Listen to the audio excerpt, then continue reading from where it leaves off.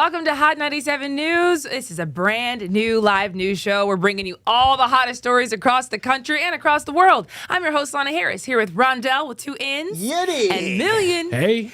And we got a lot to talk about today because, once again, there's just a lot to talk about in this country.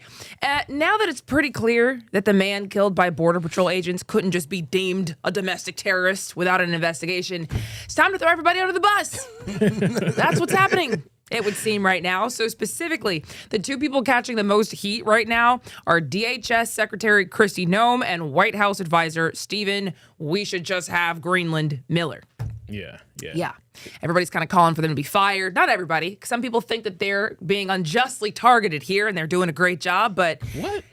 Oh, I've seen it. What? Are you serious? Oh, I've seen it. Even after what Trump said about, the whole entire thing?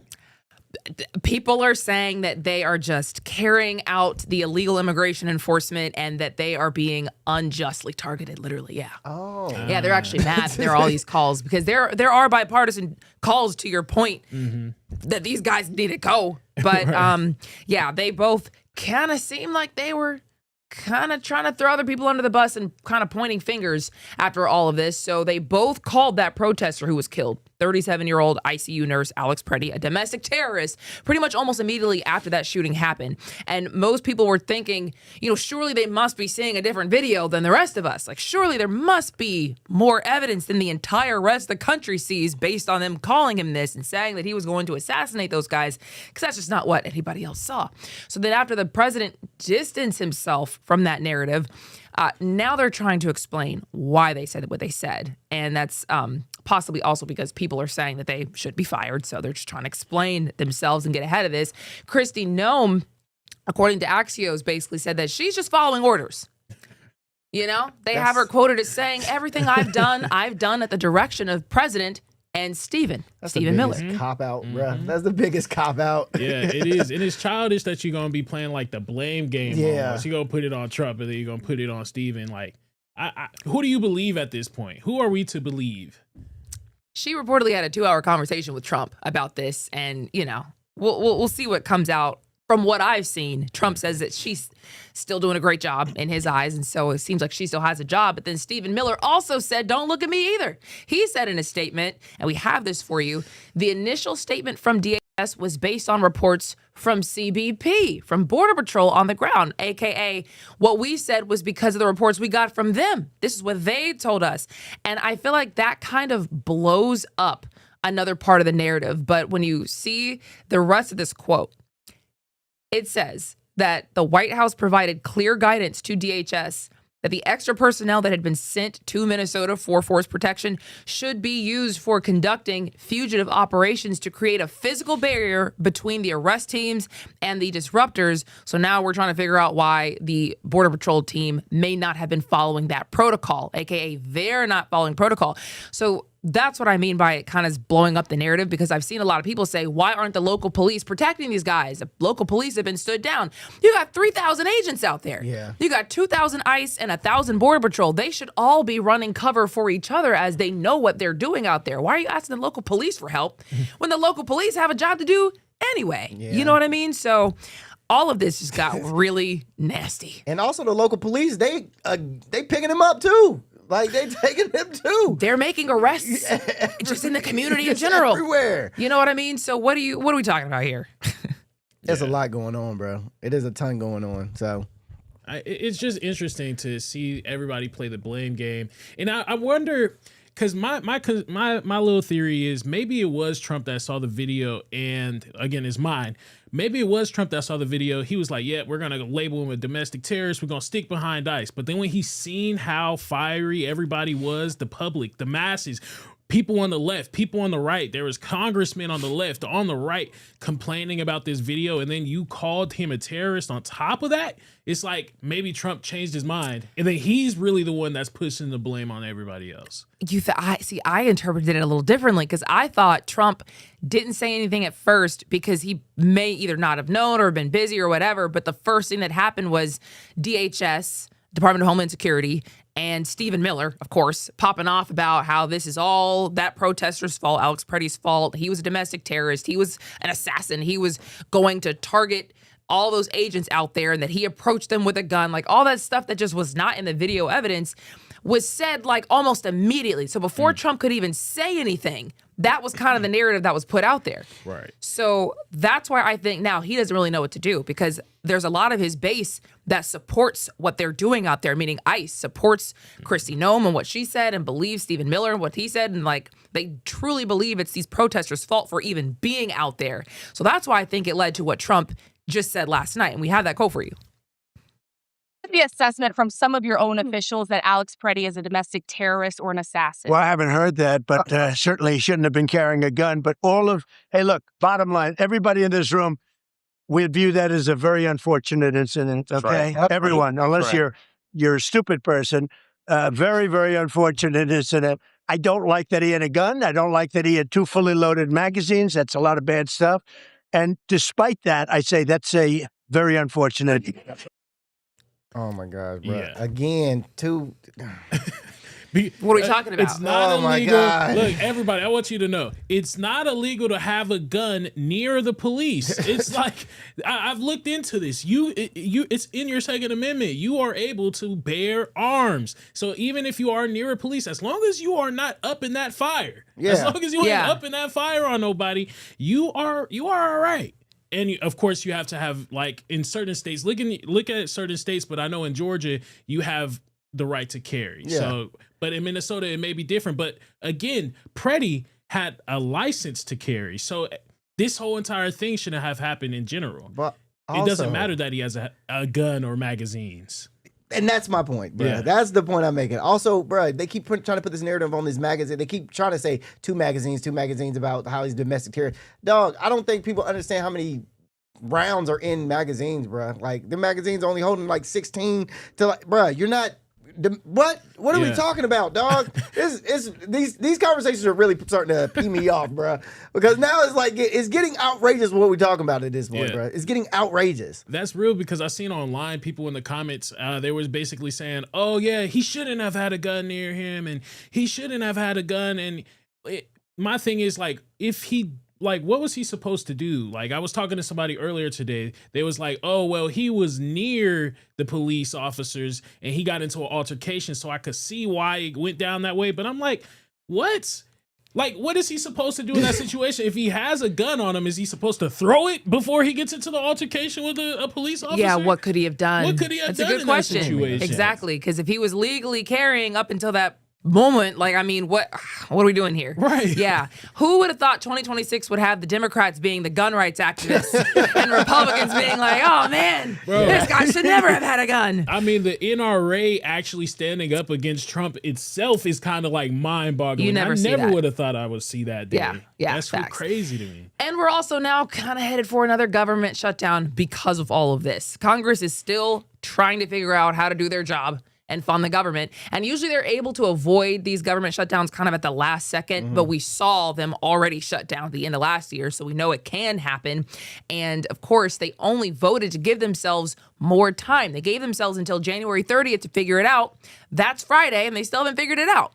So last time the problem was healthcare.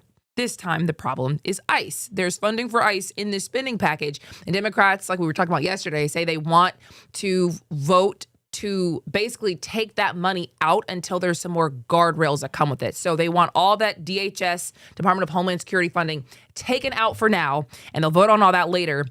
But the whole point is so that they can try to figure out, what we can do to get some stability and peace as it relates to this effort. So require ICE agents to show an ID, not wear a mask, use body cameras, that kind of thing. And they're threatening to basically shut down the government unless that happens. Republicans have said, no, just vote to keep the government open. What are we talking about here? Like, this is your job. You gotta do this.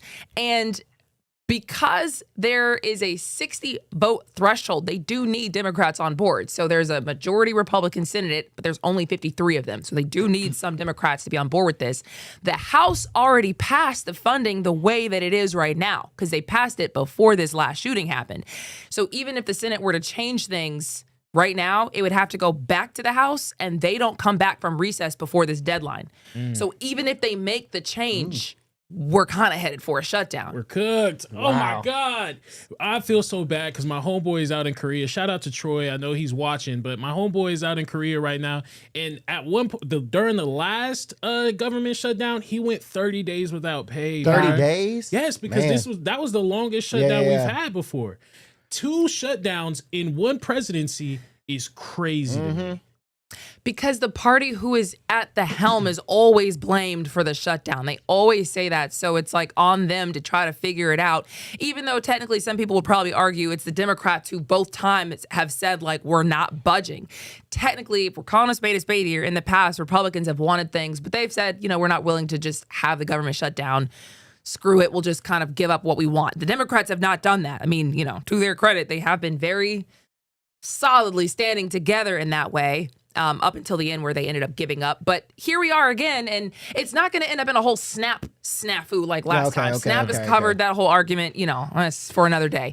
But TSA workers and, some of our people who are abroad, our soldiers, not getting paid, like that sucks. It does suck. Oh, man, I hope it doesn't last that long, y'all. Please come up to some sort of understanding. Talk to the other side.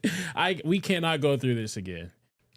This one does seem like a slam dunk. I'm sorry, because if I were a Republican at this point, other than just not wanting to give the Democrats a win, what they're asking for really isn't that crazy. Yeah. And that's what I was thinking about too. I was like, I even though I lean more right, it's like, come on now. They're just asking for the ICE officers to show their face. What I don't feel comfortable having an officer cover up his face and not know his identity. Like that's kind of sketchy to me in general also. So if they're trying to make that change, I'm not saying stop ICE, but I'm saying like certain things you do need to have with it. Since Flat you out. want to do it like this, Right. we're going to need to make sure you are who you say you are. You know what I mean? If you don't have a marked van, you got to show your face, my guy, and At have like least. something that like lets me know this. I'm not being actually kidnapped, Exactly. by a rando. So Yeah, they really don't even have like uniforms, distinct No. uniforms almost. Not It's in like every people case. are just putting on a vest Exactly. over some cargos and it's just calling it a day. yeah. And also, bruh, we need to start asking these ICE agents what their last name is. Because I know it's probably a few Gonzalez's and Martinez's and Lopez's and out there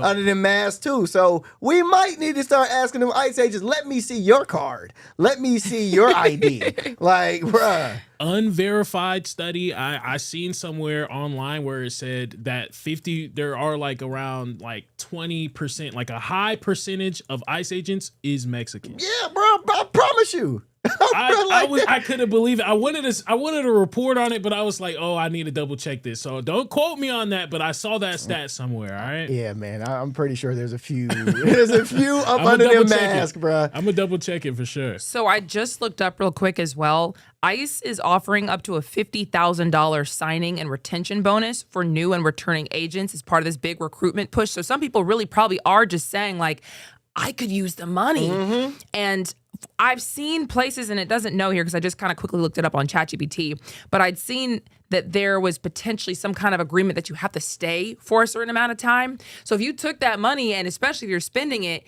even if you got into the job and didn't like what you were doing, you're kind of trapped because you got that $50K that you'd have to pay back in theory. You know what I mean? So I guess it all varies. So that's how bonuses work. You have to stay once you take that money. If you take the money up front and they give it to you, especially if you spend it, like you have to either stay there or give it back. So if you don't have, let's say you spent $10,000, do you have $10,000 to cough up? Yeah. Wow. With the rest, so they don't have a choice. ICE is putting people in 360 But, deals, yeah. bro. Here's what I think somebody should do. I think somebody should get a job at ICE and become a whistleblower. Yeah, I mean, I think somebody should get a job with ICE and become a whistleblower. Go undercover, do whatever needs to be done, and really just start figuring out, wear a wire, start really figuring out what's going on the back end of what these ICE agents got going on. That's, bruh, it's been done before. It's been done before. Why not have somebody going? There's so many people on YouTube that go into, to places and do their little journalism work. Why not Why not go into the ice and do some journalism? I feel like that's low key kind of happened already. Oh, has it? Because, well, I don't know that for sure, but remember a whistleblower said that, hey, they said that we can just go into people's houses with no warrant from a judge. We just sign the kind of warrant ourselves within ICE and can go into people's houses and get them. Yeah. And that's a direct conflict to the Constitution, your Fourth Amendment right. And so people were saying, like, where did this come from? And they said a whistleblower had alleged that this was like some internal memo that nobody was allowed to write down, nobody was allowed to take notes. That's the kind of thing that y'all need to be saying if you feel like you're trapped. Come on now. To those people that are doing that, though, I say be careful with that, because it's like, it's a thin line between espionage. That's true. And then journalism. That's true. Because this is, you're still, mind you, ICE is still operating underneath the government. So it may look like you're just going out there and giving out classified documents, and that could really like cause some damage maybe, because mind you, ICE is capturing people that have committed crimes also. So if you're out here giving documents and telling people, hey, we're coming for this and that person next, you're working against the government at that point. That's messed up. No, I totally agree. And I honestly do feel bad for a lot of these ICE agents. I do. Because when you think about just guys who maybe needed some money, took the job, or kind of now in a 3 to 5 year contract, and their orders are what they are, and every day they show up to work, they're getting like whistles blown at them and hate from the community, and everybody doesn't like you. Some of them have been a-holes. Like, we've seen video of them being like just actually terrible people to the community. But in other cases, they're probably just nice guys or girls, women, whatever, whoever, who took a job and are now getting just all this flack and hate from the community. I mean, the whole situation is kind of unfortunate. Yeah. I mean, it's just like police officers. Like, you got good police, you got good police officers out there. You got bad ones, but the bad ones definitely outweigh the good ones. So they overlook the good ones. Yeah. You know what I mean? Nobody, So you're right. There probably is some good ICE agents out there. I don't even know why I just said that. That's wild. No, you're right there. But it is what it is. It's so true. Okay, Let's not go that far. Let's not go that far. Okay. So we do kind of want to give you another update since I mentioned Greenland. Stephen, we should just have Greenland Miller. I wanted to know whatever happened to Greenland, because where we left off with that is that Trump said that there was a framework of a deal for Greenland. And Trump is now basically saying that the U.S. is going to have ownership of U.S. military bases in Greenland and treat them as sovereign U.S. land. The senior Greenlandic officials basically said, like, no, you're not. You're not doing that. That idea is a red line, and it's not happening. Everybody who is in leadership, from what I've seen and have stakes in the matter from Greenland, have said that giving up their sovereignty is not on the table right now. So I don't know what this framework of a deal is, specifically because they've also said that after he announced that and rolled back the tariff threat and said that he wasn't going to go into Greenland and take it by force, after all of that, several officials in Greenland said they haven't been presented with any proposal and there is no deal in place. So was it all just kind of made up? Was it all posturing? Was this Trump trying to get into like a business deal kind of thing? I mean, it depends on how you want to look at it, but from where it sits, right now, it looks like there is no real deal, but there's just desire on the U.S. side to have Greenland. Yeah, it's interesting because I'm looking at it. So first, sovereignty, because I had to look it up. What does sovereignty mean? Sovereignty is like an ultimate legal authority over a territory. So we do have a military base out there. We don't have legal, like, we can't make laws out there while we're there. So it's like, I don't know. I feel like Greenland just like needs to chill. Like, bruh, like, we already have a territory out there. Just let us do us in that territory that you allowed us to have. That's it. That's we have a U.S. base. Yeah, we have a U.S. base out there. Just let us do us. Like, what's the issue? Well, like, what do you mean by that? I was trying to understand that too. Yeah. Okay, so what we can do out there right now, we can operate the base for defense and space missions, station troops and equipment, run radar missiles, fly military aircraft, and propose expansions or upgrades. But most of the stuff that we have to do, we have to have permission from Greenland to do it. I don't think we need the permission anymore. I guess that's what Trump is saying as well. Yeah. He just feels like he should just be able to do whatever he wants. Because at the end of the day, we have a military base out there. we're kind of protecting them underneath even though they're not part of NATO, but I'm sure they're benefiting from it. It's just like, come on, bro, America ain't that bad, and we're not even taking all of Greenland. We just gonna use the military base. I don't see the issue in that. I think if you're Greenland, you might be looking at this, and if you're Denmark, you might be looking at this and saying, like, if a country gets an inch, at what point do we take this mile? You know what I mean? Like, it's sovereignty over this U.S. base and this area and this territory today. What is it tomorrow? Maybe they end up saying, like, we're good with it, because the NATO secretary has said, like, he's firmly behind Trump. He's been saying, like, there is no protection for Europe without the United States, that they are the power of NATO and that they wouldn't, like, last a day, without the United States. But Greenland and Denmark have said, like, NATO, who are you? You don't have any say over our territory either. So, everybody's just kind of trying to figure out what happens next here, because it seems like both Denmark/Greenland and the U.S. aren't budging. See, Greenland can't just keep doing that, though. You're benefiting from us, and then you don't want to give us anything in return. Like, come on, make up your mind. It's either you're going to be protected by the U.S. or you're just going to be left alone. And being left alone means you don't benefit from NATO at all. That's how I see it, at least. Greenland is a territory of Denmark, and Denmark is in NATO with the United States. They're Right. all supposed to be allies. So what you're suggesting is that the U.S. could go after Denmark, which would then be the end of NATO, because the other countries would have to pick sides. It's very similar to the situation we were just in. Yeah, I'm not saying that we can go after NATO, but we already have a military base out there. It's hundreds of square mileage already that we cover over there. So it's like we already have this military base. Just like give in a little bit, y'all. Like, let us do us inside of the square footage that you already allowed us to have. We're protecting you also, because mind you, if Russia and China tries to do anything in those territories, we have jurisdiction. We have ways to protect you with our military. They're saying that they don't want us to protect them, or they don't want us to back them anymore. Is that what they want? They quite literally should get protection based off of being in NATO. They're like, not that's in the NATO, whole. but that's the thing. You can't keep being wishy-washy. Yes, I want you and I'll use you for your military force, but then I don't need you when I'm not going to be part of your club or anything like that. But you keep giving, and not like wanting to give anything else up to us. Okay, so Greenland is covered by NATO's protections. That's like saying, like, somebody could just bomb Puerto Rico, and the U.S. wouldn't do anything about it, and Puerto Rico should just do whatever somebody else wants. It's not really like a 1-to-1, but it's pretty freaking close, because it's like that's their territory, and they're in NATO, so they're covered by NATO. They're covered by NATO. So what is the issue in having us operate within Greenland just a little bit? We already have a military base. Right. I'm saying just allow us to do whatever we want in that military base. Technically, we already can. Like, they've said multiple times, like, whatever you want to do, like, let's work together. Like, you're able to do whatever you really need to do. So the limitations that we can't do while we're there is claim the land as U.S. territory, expand unilaterally without consent, apply U.S. civil law broadly, ignore Greenlandic or Danish sovereignty, and permanently station forces beyond agreed terms. Right, because it's someone else's territory. Again, but that's what I'm saying. We are protecting you, and you're benefiting from us, even though you claim that you're not part of our group.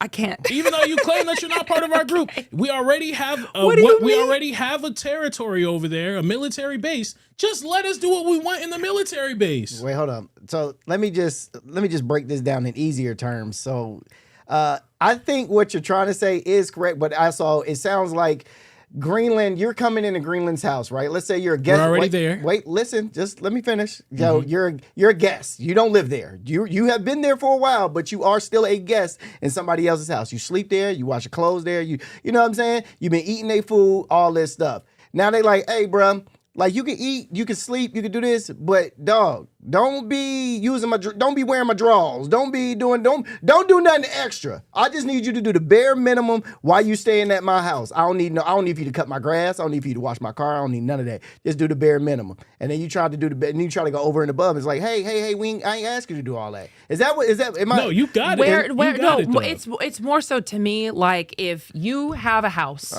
and I say, hey, look, I'm going to just have, like, the kitchen. Like, I got the kitchen in the house. And suddenly I just decide I want the whole house. Okay, and it's okay, yours. okay. I It's got your you. house. I got you. But like, I'm already in the kitchen, but I just feel like I should have the whole house now. That's F what you want. F what, like, and really your parents own it. You Okay, know what I mean? okay, Your parents, okay. your parents are Denmark. That's so not- Denmark owns your house technically, but I'm telling you, like, I'm coming and I want your house, and your parents are like, well, no, you're not. And you're like, no, you're not. But I'm like, yes, I am. That's not what we're doing here, though. That's we're what you saying, said, expanding. No. I said we're not, because mind you, Trump just said that he was trying to stay in the military base. We want sovereignty over what land we already have out there. Because he wants all of Right, Greenland. No. So what he's basically saying is the kitchen that we do have that you are allowing me to rent, because I protect the whole household, I at least want to have the kitchen to myself. I want to say that I own this kitchen because I do so much for the whole household. You want me to protect the whole household, pay for the whole household. You are telling me that I can't walk anywhere else? Okay, fine. At least allow me to be in the kitchen. At least let me call this kitchen mine. Your name ain't on the lease. Your name ain't on the house. So you can't call the house yours Well, if the stop name's making not us on pay it. the bills. Stop making us protect you then. That's what I'm getting at. He could do that in every single NATO country there is then. What's to stop him from owning every single other NATO country in that case? It's cost They're and all on the benefits, though. same team. It's cost and benefits, though. I've Wait. already explained multiple times how important Greenland is. I know we got to go to break soon, but it's a military, like gold. It's military gold. That's why Russia and China is there. Everybody wants Greenland.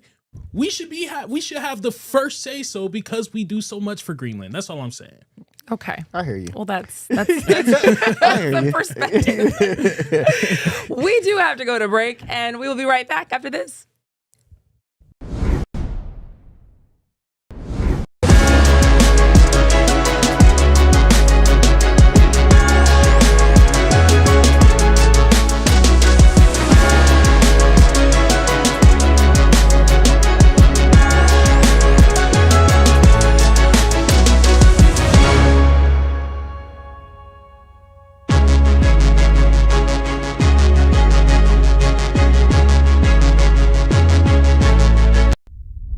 A major move today. Hot 97 is expanding. Hot 97 has launched a full streaming television channel. Hot 97 is no longer just a radio station, it's now a streaming network.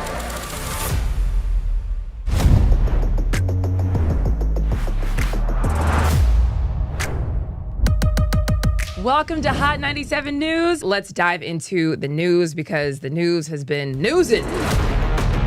Hot 97 mornings with Merrill. We got Shiny Culture in the building. Leah Bell in the building. Good morning. And DJ Cass One.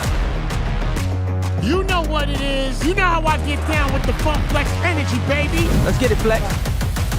Nobody don't want no smoke. Wow, it got spicy real fast. Here for it all. We're here for it all. That's Let's it. go. Mariah Carey takeover.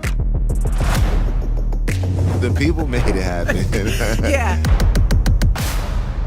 I'm coming around to all the classrooms and we turning up. Good morning, students. My name is Wale. Aren't you supposed to be in class? Oh, man, you supposed to be in class, man.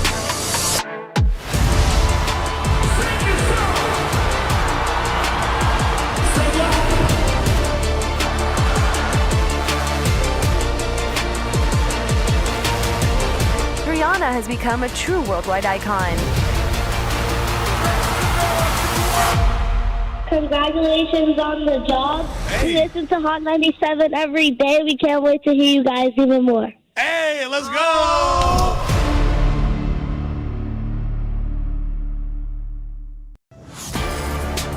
Get ready. The legend is on your screen. Funk Flex, the man who defines hip-hop, is bringing the heat from the radio booth to your TV. Where my camera at? That's my camera? All right. The biggest beats, the hottest freestyles, and that classic Flex energy. Bars are back. Now in your living room. Don't just hear it, watch the movement. Funk Flex, now on Hot 97 TV, Mondays and Fridays at 7:30 p.m. Get ready, the legend is on your screen. Funk Flex, the man who defines hip-hop, is bringing the heat from the radio booth to your TV. Where my camera at? That's my camera? All right. The biggest beats, the hottest freestyles, and that classic flex energy. Bars are back. Now in your living room. Don't just hear it, watch the movement. Funk Flex, now on Hot 97 TV, Mondays and Fridays at 7:30 p.m. Get ready, the legend is on your screen. Funk Flex, the man who defines hip-hop, is bringing the heat from the radio booth.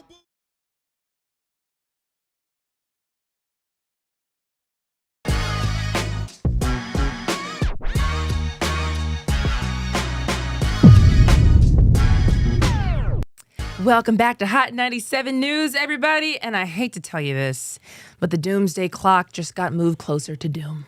Have you seen this? I know about the doomsday clock. All right, we're going to play this in full because we want you to know how serious this is. This is very serious. It is doomsday the determination of the Bulletin's Science and Security Board that humanity has not made sufficient progress on the existential risks that endanger us all. We thus move the clock forward. The doomsday clock is a tool for communicating how close we are to destroying the world with technologies of our own making. The risks we face from nuclear weapons, climate change, and disruptive technologies are all growing. Every second counts, and we are running out of time. It is a hard truth, but this is our reality. It is now 85 seconds to midnight. This is the closest the world has ever been to doom. Why is she talking like this? It's very serious. Very serious stuff here. Listen. Y'all have been telling me the world was going to end since Y2K, okay? All right? Facts. At this point, you don't even know what Y2K is. That's crazy. I am Y2K. I'm a product of Y2K. Listen, man, at this point, just surprise me, all right? Surprise me. I don't even want to know. One day I just want to wake up and either be in heaven or walk outside and it's like the book of Eli. You know what I mean? Like, I don't care anymore. Like, just surprise me when the world is done. Good gosh. Yes. So I think that's interesting because before we talked about this earlier today, he was saying that, I believe this stuff. I do. And this is serious. I do, but also surprise me, though. I don't want to hear about it. You know what I mean? Yeah, I don't want to hear about it. Like, you know? You don't want to brace for it or prepare for it, maybe? You just want to be surprised? Be surprised, man. Surprise. Just wake up dead? Yeah, man. Okay, so if you've never heard of this before, this is, yes, the doomsday clock. They do this pretty much every year, and it's determined annually in consultation with the board of sponsors for the Bulletin of the Atomic Scientists Science and Security Board and the 8 Nobel laureates. So they all get together and they figure out like how many seconds to midnight that we are. Mind you, we've gone back and forth, over the years. So sometimes they can move it back away from midnight. In fact, I think we have a picture for what it's kind of been in the last couple of years or so. But yeah, man, this is dating back to 2017, you see 2018, 2020, 2023, 2025. It's small there, so you'll have to maybe screenshot it, blow it up, or you can find that on their website if you look up the doomsday clock. But man, yeah, it's just gone back and forth, and they look at different factors for this, like nuclear weapons threats, disruptive technologies like AI, biological security concerns, and then, of course, the climate crisis. And that's how they factor it in, and they say, this is how close we are to midnight. 85. You know, when I first heard about the doomsday clock was like 2-3 years ago. I didn't know what it was. And I thought it like actually meant like, yo, it's about to be a wrap for us. Like when I first heard, that's why I believe it. Cause when I think last year, what was last year's? Last year's was what? I don't remember what the last year's one was, but when I see the clock, I automatically think like, oh snap, it's about to go down. Like 85 seconds that's close. That's close. Okay. Is it? Because I don't actually really get what they're even like counting. Like, where's midnight? Because we've been at 90 seconds before. We have. We've been at 90 seconds, and the farthest it's been from midnight was 17 minutes? That was back in, like, 91 or something like right. that. Yeah, so... So, like, where are we going? Yeah, that is That is a good question. They don't really answer that. They just kind of come out with a cryptic message and say we're, like, basically doomed, and they don't say, like... So we got, like, 11 seconds left, or do we have 89 seconds? Where are we going here? I want to make my own clock. Make my own clock, bruh. For real. It is nerve-wracking though, man, because a lot of the things that they're talking about, I mean, it is looking like things are happening. Oh, yeah. You know what I mean? Oh, yeah. So, I mean, I'm not saying the world is going to end, But can things that might happen shake the world up? 100%. You know what I mean? AI definitely can shake the world up. If we go to wars, that could shake nukes, shake the world. Things could shake the world up. So they might not be wrong, but who are y'all? You know what I mean? That's the question. Is who are y'all? So who are you people? I will agree with you on that one. I will agree with you on that one. They're scientists, man. You gotta trust the scientists, right?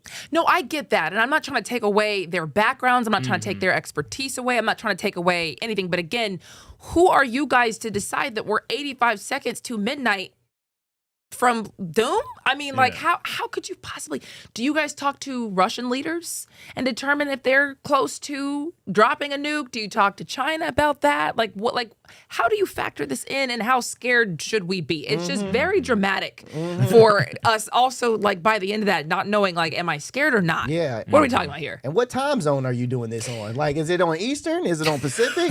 Where are we at in the time zone? Is it 85 seconds to midnight over here in Atlanta, or is that in California? Because if it's in California, we got 3 more hours. In Europe, it's already tomorrow. It's already in some tomorrow. cases. So doom is already done. Are they doomed? They doomed. Over there, it's already doomed. You know, we just catching up over here.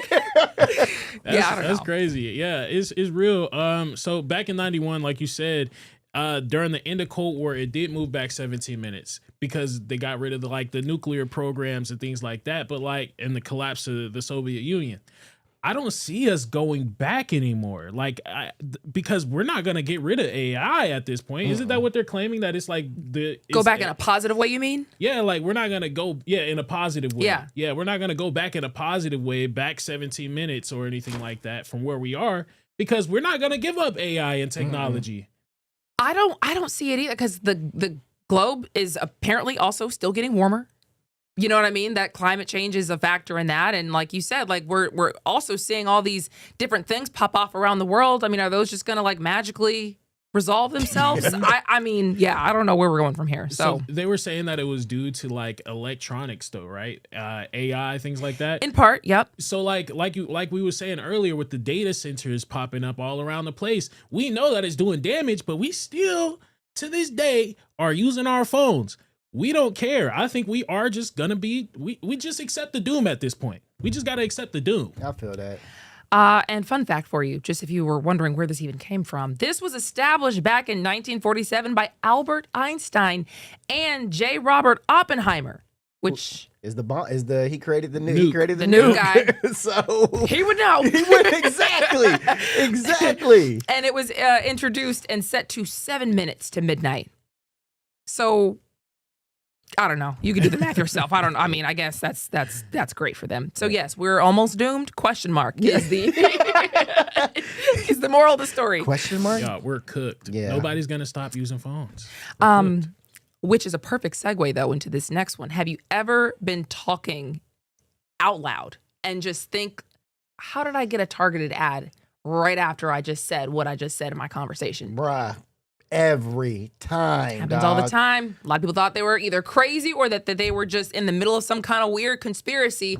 Turns out you might not be crazy. Google just agreed to pay $68 million to settle a class action lawsuit claiming that they were secretly recording users. So this case focuses on Google Assistant, and it's only supposed to record people after you say, hey, Google, or okay, Google, or push a manual button to make it happen. But people, again, have been wondering how they kept getting those targeted ads, and the lawsuit claims that Google has been recording people's personal conversations without a hot word, without users knowing. So that involves Google smartphones, home speakers, laptops, tablets, Chromecast media players, and wireless earphones. Run me my money, Google. Run me my money. And what were y'all talking about that they gotcha? Yeah, you know what I mean? That too. Gotcha. Yeah, I need money for all the times that I had said Nike or Adidas. Well, let me cover your phone up, right? Yeah. Nike or Adidas, and then it pop up, and I end up buying it. So yeah, y'all the problem for my spending habit, because I might talk about something that I want, and then it pop up, and now I'm buying it. You look a little perturbed. Y'all, I didn't know that they was actually doing this. I swear to God, I've heard the conspiracy. There's no way. Because I've heard the conspiracy. No way. This guy. Look. Y'all know me. I'm not the biggest conspiracy theorist fan. And we keep trying to tell you. And it's blowing me crazy. What? So hold on. They have been listening to us this whole entire time. Yes. I've been hearing people say, oh, yeah, your phone's just listening to us. They're listening to us. It's going to be 1984 where you can't say nothing and everybody is going to be listening. But they actually have the technology to do it? Google did not acknowledge fault. Like what? Google did not acknowledge fault. They just said they settled to avoid the uncertainty, risk, expense, and inconvenience and distraction of a lengthy court battle per the court documents. But otherwise, they're saying basically, we're not going to fight this. We're just going to pay you off. Yeah, because when you fight it, then you have to release files and documents and all types of things become public. They don't want it to be public. Million, man, rest your heart, bro. No, seriously. Bless your heart. Seriously. Man. Like, imagine living man. in such bliss that you Like, don't know that these conspiracies are real. This is not listening to my phone, man. Not at all. I'm just got this ad because God wanted me to have this ad. This is just the product that I needed in my life. Oh my God, you are amazing. Thank you. Awesome, God. Dog, your God is Google. All right. Like, Oh bruh. my God, bro, bring the doomsday. At this point, bring the doomsday. That's And hilarious. Apple has gotten in trouble for very similar things. So if you're just sitting back laughing at the key Google people, Apple agreed to settle a similar Siri lawsuit for $95 million in the past. So gotcha. Yeah. But most of us kind of already knew this. Oh, yeah, man. I'm personally upset about $68 million. What is $68 million going to do for all the people who could potentially be, somebody who was harmed by this, because that's what this lawsuit is. I was harmed by this, whatever. After the lawyer's fees and all that, I mean, it's not even clear how much individual plaintiffs are going to get. Yeah. So the lawyers are probably going to make off very well from this. And the rest of us who might have been impacted, yeah, it's like one of those things where it's like you get $1 and you get $1. You know what I mean? I'm thinking a little on other terms too, man, of like people go, and this is just where my sober mind goes, is where of people that are going through addiction. Yeah. And then they don't, let's say you have a gambling addiction, right? And you start speaking around people like, man, I have a gambling, and you're trying to get over this gambling addiction. And now your phone just is giving you gambling ads for Vegas. And you're like, oh, I can't, and bruh, and you are back in your addiction again because they have listened to your phone. They have listened to your talk, and now that's why I'm thinking man, how many people have actually went down that? You know what I think about? I think about people who want to run for Congress or whatever, having this whole database of recordings on them that they may not even know is there, just capturing all the secrets that they've ever had. Obviously, I don't know if that kind of thing happens, and that's not what this allegation was. But that's where my mind goes. Where is this stored? How is it used? We don't get to know any of this stuff because they just said, okay, we'll just pay it off and get you guys out of here. I want my money fast. Pretty crazy. Fast. So with the class action lawsuit, because they just settled, there's no rules or regulations that they necessarily have to change or follow, right? I'm not seeing that they agreed to change anything. Wow, so they just paid people off. Oh, yes. And that's what they all do. They may still be doing this thing. Yeah, for 100%. What do we do as a people, as a society? Do we read the terms and conditions of everything? But you're gonna stop using. You're gonna stop using Google. You're gonna stop using. It's a good question. Does Google not at all to make changes? After? What do we do? We're cooked. They can listen to my conversation. I don't care. I know. I don't say anything crazy, but I listen. just wonder, if I wanted to run as a person, you know what I mean, and I said anything crazy, dang. They probably oh, this dude is stupid. Okay. Short answer. No specific changes have been legally ordered, but there is pressure and potential future impact on how Google handles privacy disclosures and settings. And so, yeah, man, this is a different one. Oh my God, we're cooked. Is this a different federal jury in California in 2025? No, there's no way. This must all be the same. You kind of quickly look things up, but the whole point is, unless it stipulates that they have to make a change, they may make a change just to be able to say, oh, we're not listening to you anymore, just to have, confidence back in Google. We'll see what happens. But yeah, that's very interesting. AKA, we knew it, but we're glad that you're gonna. Million, on the other hand, it's just mind blown. We're sheep, bro. We're sheep at this point. My man has been living under a rock. A rock. Oh my but God. a blissful rock. Oh my God. You know what I mean? I mean, it's a nice, comfy rock too.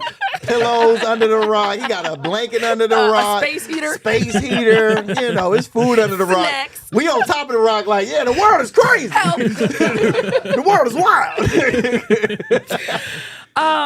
Also, social media companies are on trial for being too addicting and harmful to kids' mental well-being.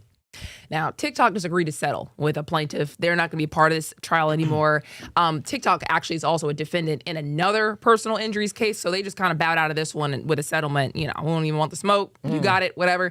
Snapchat did the same thing. Their parent company, Snap, did. They also just went ahead and reached a settlement last week, so they're not a part of that trial. But that leaves Meta, which of course is over Facebook and Instagram, and then Alphabet's YouTube, according to the plaintiff's attorney.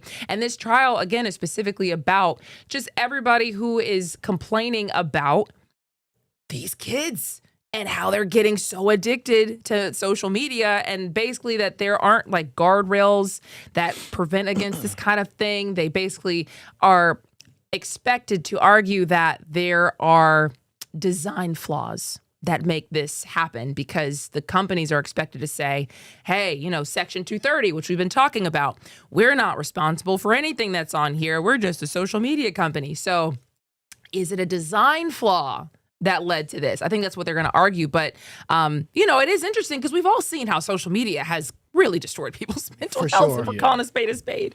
Yeah, they definitely do. Like, all the updates that they do, they don't do it like willy-nilly. Like, they didn't just create the infinite scroll just out of nowhere. There were scientists. They're putting scientists, researchers, all type of different tests behind making an infinite scroll because they know how addicting it could be. Y'all, we're cattle. Oh my God, they're just finding ways to push ads on us because that's what they're gonna do. You scroll 3 times on TikTok, 3-4 times on TikTok, addicted at that, you're gonna stop at a ad and then you're gonna keep on going after that. And it just keeps on funneling and feeding you. Golly, we're sheep. Wait, are you just now realizing? My man he's woken up today. My man has woken up. He's taking the pill. He is taking the pill. Oh, he has woken up. Hey, million. Welcome to the world. Welcome to the world, baby. But what do we do? Like, we see this. Like, what do we do? You live. That's it, bro. You just live. You just accept it? At the end of the day, you live. There's nothing you can do. Exactly. Just and live. nobody's going to hold these people accountable. I mean, that's kind of what this is. Like, we could file a lawsuit, but then, you know, yeah, I got the money. I'll just pay it and move on. You know what I mean? Like, I'm probably making more money than these fines are costing me. Exactly. So, you know, that's kind of just like business being business, I think, for some of these businesses. But we've also seen where, you know, you like one video and then you just get your whole timeline flooded with that. You want to wonder how people get indoctrinated and people get radicalized. It's because they see one thing and then their entire worldview was being shaped by just all these videos. Suddenly they think everybody thinks this when really they're just in a pocket by themselves and in an echo chamber. And it's crazy. And then the comment section does the same thing. Come on, man. They have like all these bots in the comments trying to convince you that, you know, everybody thinks like this. Really, it's just one guy with 1,000 bots, you know, just saying the same thing. So, you know, social media is not a real place. It's not, bro. It's just not. It's not. When I was going through a breakup, bro, I was on TikTok. And you know how on TikTok and they get them breakup videos. This is your sign that your soulmate wants you back. Listen, bro, I'm laying in bed crying, scrolling, like, oh, she does want me back. And I'm reading the comments like, yeah, I felt the same way. And I'm like, yeah, I did. And then there would be another video like, if you plus your birthday plus their birthday and you add it up and it gets this number, then y'all were meant to be. And I was like, let me add up the numbers and see.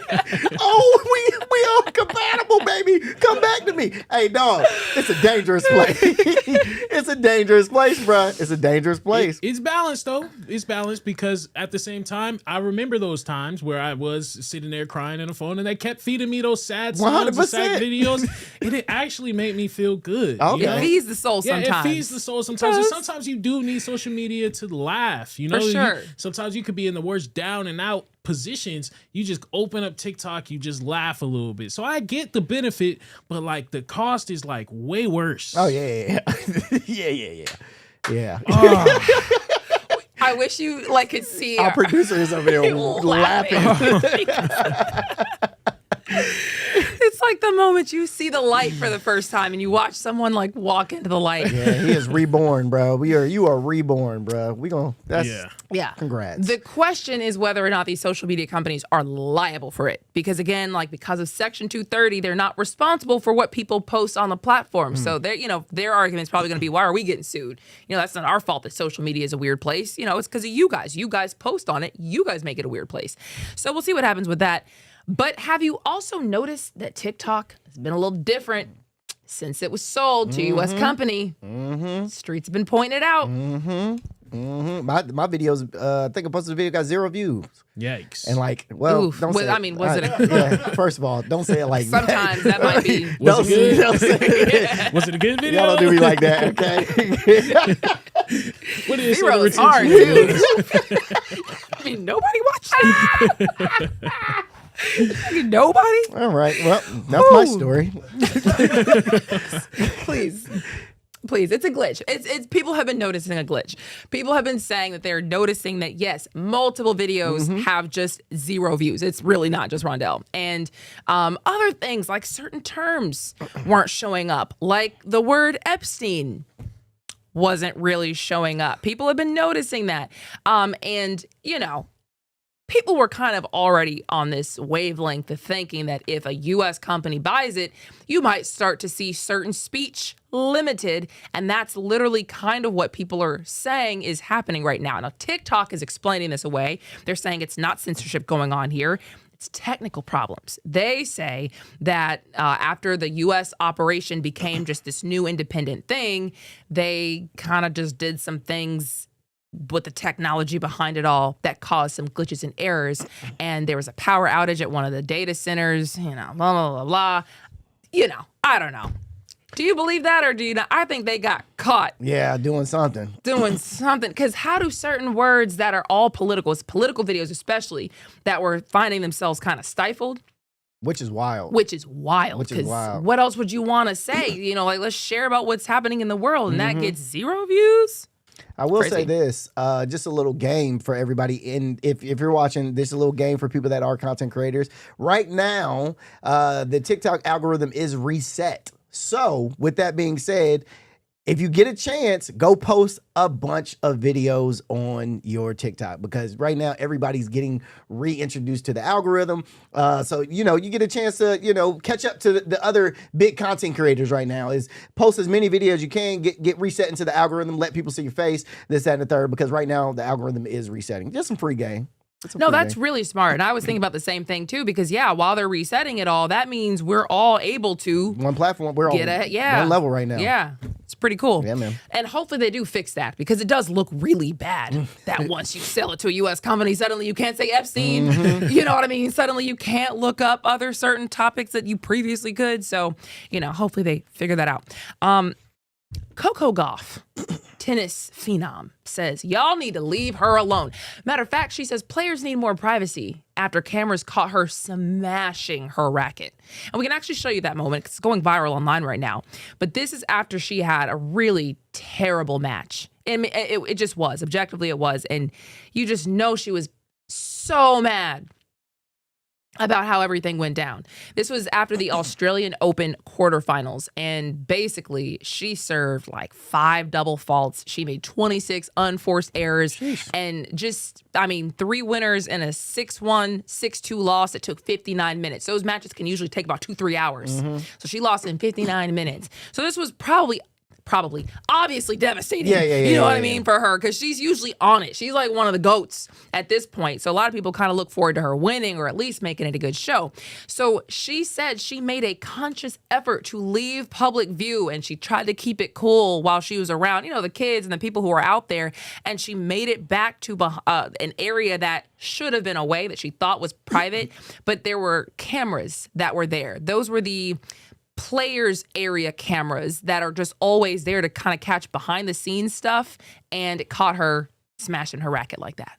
I respect her statement. There definitely needs to be some type of privacy. Yeah. But the only thing I could think of when I was watching this is them rackets ain't cheap. So you know, that's true. I mean, she does have money and sponsorship. So the whole time I was watching her smash the racket, I was like, oh my gosh, that is a lot of money that she's breaking right there. That is a lot of money that she's breaking right there. But other than that, yes, Coco, you are correct. There definitely needs to be some type of privacy for these players to let out their emotions. Yes. Because at the end of the day, it's a competitive sport. So emotions do get high if you lose. Emotions do, you know what I'm saying? So there needs to be somewhere where you can go let out some cuss words or, you know, go smash some things up and then come back and be able to give an interview, be able to talk to your fans, be able to do this, that, and the third. But you're not allowed, you can't do that angry. Like you're going to say some things that you ain't going to want to say. You ain't going to sign a little girl's tennis ball because you're going to be mad. So you need to go get out that frustration and then come back. So yes, there definitely needs to be, you know, some private time for that. There was another incident back in 2023 at the U.S. Open. Arena Sablenka, I think is her name, was captured basically doing the same thing, smashing a racket, and she actually lost two Coco Gauff. Oh, wow. So this is like something where she said, you know, we're all obviously very passionate about this. Like, just please, we only have the locker room. And imagine you go in there and doing the locker room, then it's Coco Gauff destroys the locker room because that's the only private place there is. You know, what are you going to do? And she's also Coco Gauff. So, Right. like, if it was any other tennis player, would it be viral? Yeah, because I didn't see Let's that. be honest. I didn't see Let's that be other girl honest. breaking a racket. Yeah, we didn't. Let's be honest. All right. That's all I'm saying. Where you look, I feel like that did go. Nah. I don't know. You're right. I don't know. exactly. I don't know. I don't remember that. But Exactly. yeah. Made the headlines. Exactly. Why is We it know that why. this made the headline? We know why, man. Yeah, we do. And I don't like it. They're saying it's because she's black. Yeah. Say the quiet part out loud. There you go, Lana. In case we weren't on the same page. This is a story, and we got to go. So we got to get through this real quick. But we want to know, what would you do? What would you have done in an incident like this? Yeah, man. A Nigerian man stole. Well, he didn't steal. The banks ended up sending him 1.5 million naira. All right. And then they asked for it back, and he said, no, I'm not giving it back, but I'll take the year in jail. I'll take the year in jail, but I'm not giving the money back. Now, I agree.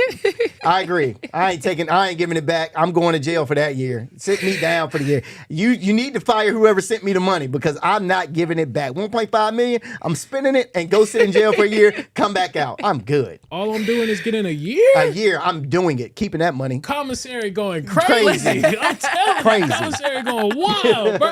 You ain't going to stop me from spending that money. Flat out. Wow, that's crazy. So the bank said that, and really the law as well, all said that you can't do that, that his refusal to return the money amounted to unlawful retention and spending funds that he wasn't allowed to spend. And so they also said that just because you serve a prison sentence doesn't mean you don't have to pay it. So we'll be right back with more Atlanta stories after this.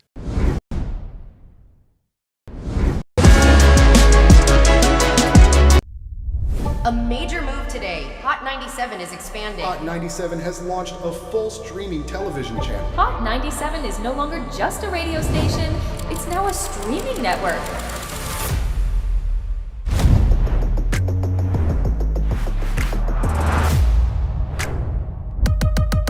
Welcome to Hot 97 News. Let's dive into the news because the news has been newsing. Hot 97 mornings with Merrill. We got Shiny Culture in the building. Leah Bell in the building. Good morning. And DJ Cass One. You know what it is. You know how I get down with the Funk Flex energy, baby. Let's get it, Flex. Nobody don't want no smoke. Wow, it got spicy real fast. Here for it all. We're here for it all. That's Let's it. go. Mariah Carey takeover. The people made it happen. Yeah. I'm coming around to all the classrooms and we turning up. Good morning, students. My name is Wale. Aren't you supposed to be in class? Oh, I mean, you supposed to be in class, man.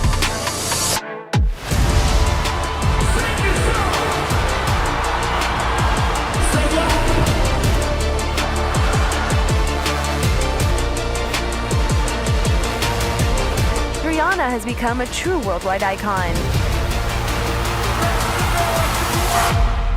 congratulations on the job. We listen to Hot 97 every day. We can't wait to hear you guys even more. Hey, let's go!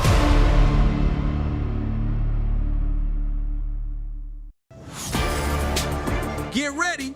The legend is on your screen. Funk Flex, the man who defines hip-hop, is bringing the heat from the radio booth to your TV. Where my camera at? That's my camera? All right. The biggest beats, the hottest freestyles, and that classic Flex energy. Bars are back. Now in your living room. Don't just hear it, watch the movement. Funk Flex, now on Hot 97 TV, Mondays and Fridays at 7:30 p.m.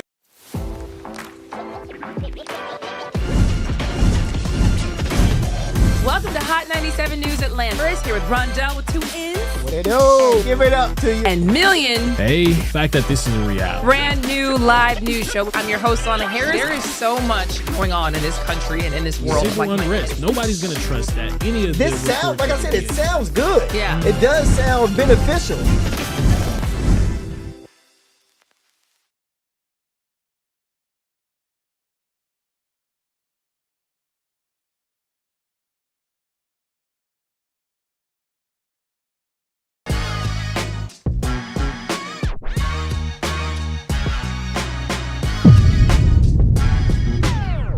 Welcome to Hot 97 News Atlanta, a brand new live news show where we're talking about all the hottest stories in the city. I'm your host, Lana Harris, here with Rondell with 2 N's. What's happening? And Million. Hey. And we have so many stories to talk about today. In fact, one story is kind of an update on one of the biggest stories of last year. Mm-hmm. Do you guys remember when that homeless encampment was cleaned out and there was a person who was in it and was killed?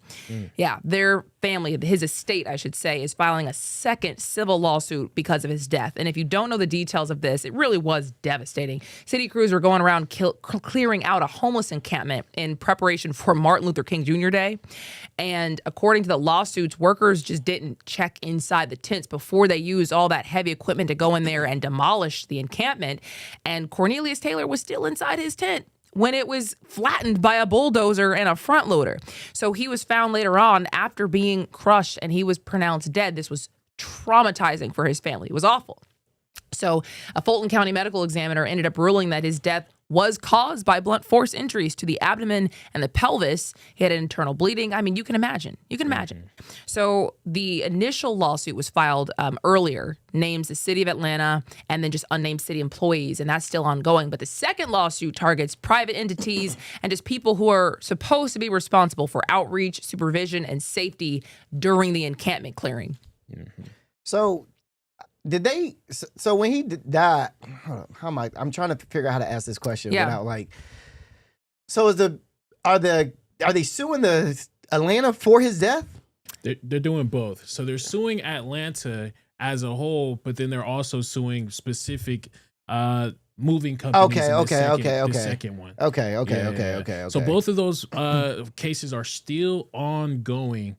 But, you know, it's still just like, mind you, I wasn't really paying attention to the news at this point in time, so I didn't know how big this was. Oh, this was huge. This was huge because, you know, there are a lot of homeless people in the city and, you know, everybody kind of has thoughts about the encampments that pop up. But at the end of the day, these people are still people. And there was a big conversation about why this wasn't done more humanely. You know, if you know you're about to go in and bulldoze, the least you can do is pop your head into each one of the tents and make sure everybody's out of there. Yeah. That's what the accusation was, that they didn't. And obviously, I mean, it's not really an accusation, really, when you're talking about somebody who was flattened by a bulldozer. You know what I mean? Clearly, nobody knew he was in there. Right. So these are civil lawsuits. So this isn't criminal, but his family is basically saying, you know, we got to get something because of what we lost in our family member. Right. You know. And they took all, and did they do anything with that encampment site? They just, I mean, I'm pretty sure it's probably there. Homeless people probably went back over there, and that's what I see all the time. You take them down and then they build them back up. That's why I think, man, and this is my personal opinion. I thought about this the other day when it comes to the homelessness in any city. There needs to be like they have a tent city. I forgot what state it's in, but there is this thing called tent city, to where just a bunch of homeless people. There's one in Charlotte. Actually. Oh, is it? Okay, yeah. And I think there needs to be something like that here in Atlanta, to where it's just like a big park or something along those lines to where you just, hey, this is where all the homeless people live. Yeah. You get what I'm saying? Oh, I get what you're saying. I mean, No, I think, you ain't rocking well, with but it? like, where would you put No, that? 100%. You know what I mean? No, You'd have the 100%. whole community of where that goes probably up in arms. You know what I Oh, mean? yeah, for About sure. like, because that's the sad part about it.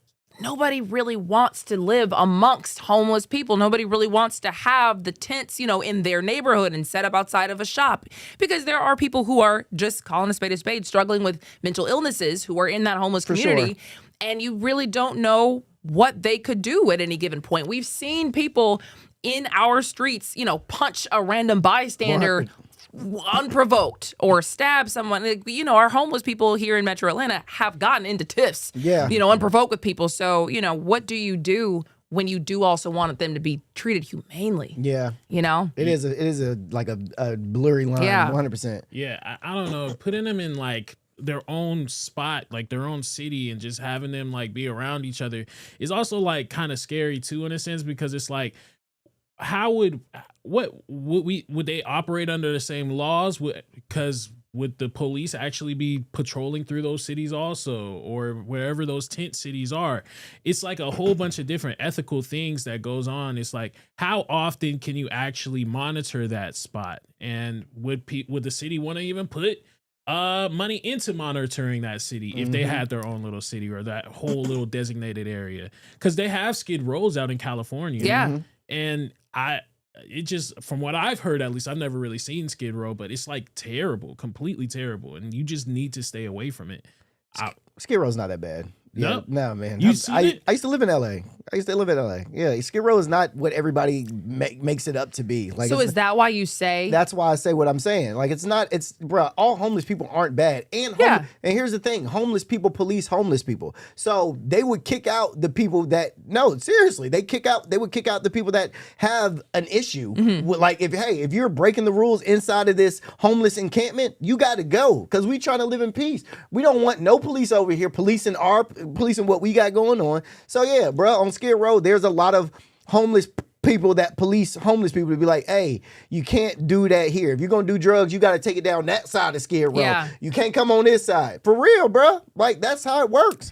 All homeless people ain't bad, dog. I'm not saying that they're bad. Like- I'm not saying that they're bad, but like, I didn't know that there was policing going on. Yeah, the people. Yeah, they definitely police each other. Yeah.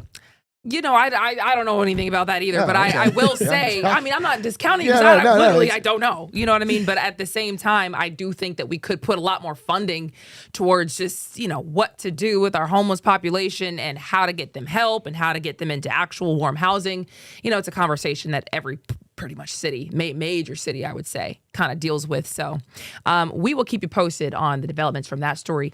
In the meantime, there was a woman who is arrested and accused of shooting her husband. And that's a story. Actually, I'm so sorry. This is a whole other timeline. yeah. I'm in the wrong thing. We're talking I was about about this. to Lady, say. bond denied. Bond has been denied. Quit laughing at me. No, it's my bad.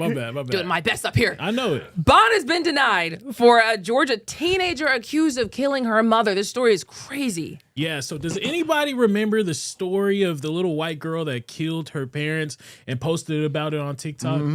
It was like insanity. So Sarah Grace Patrick, now she's 17 years old, is charged with shooting her mother, Kristen Brock, and her stepfather, James Brock, to death while they slept this was back in February 2025.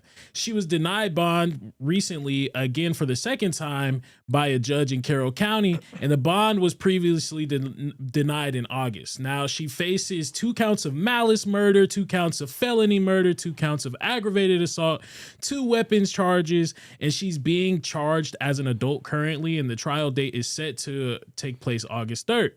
So what happened was, once she did shoot her father and her mother, she then went on to TikTok, and I'll say allegations, but this is what they've at least uncovered, is that she went on TikTok and she was crying about it, posting about it, like, oh my goodness, I can't believe this is happening to me. And then she, like, even one video she reported, actually including in the caption, please send prayers for healing, with the line added later saying, I should probably delete this later. So it's a young little girl that killed her parents and then went online, allegedly, because the case is still going, and then went online and posted about it. She later then turned herself in She tried to get other TikTok creators to talk about this and Wow. said that she had insight.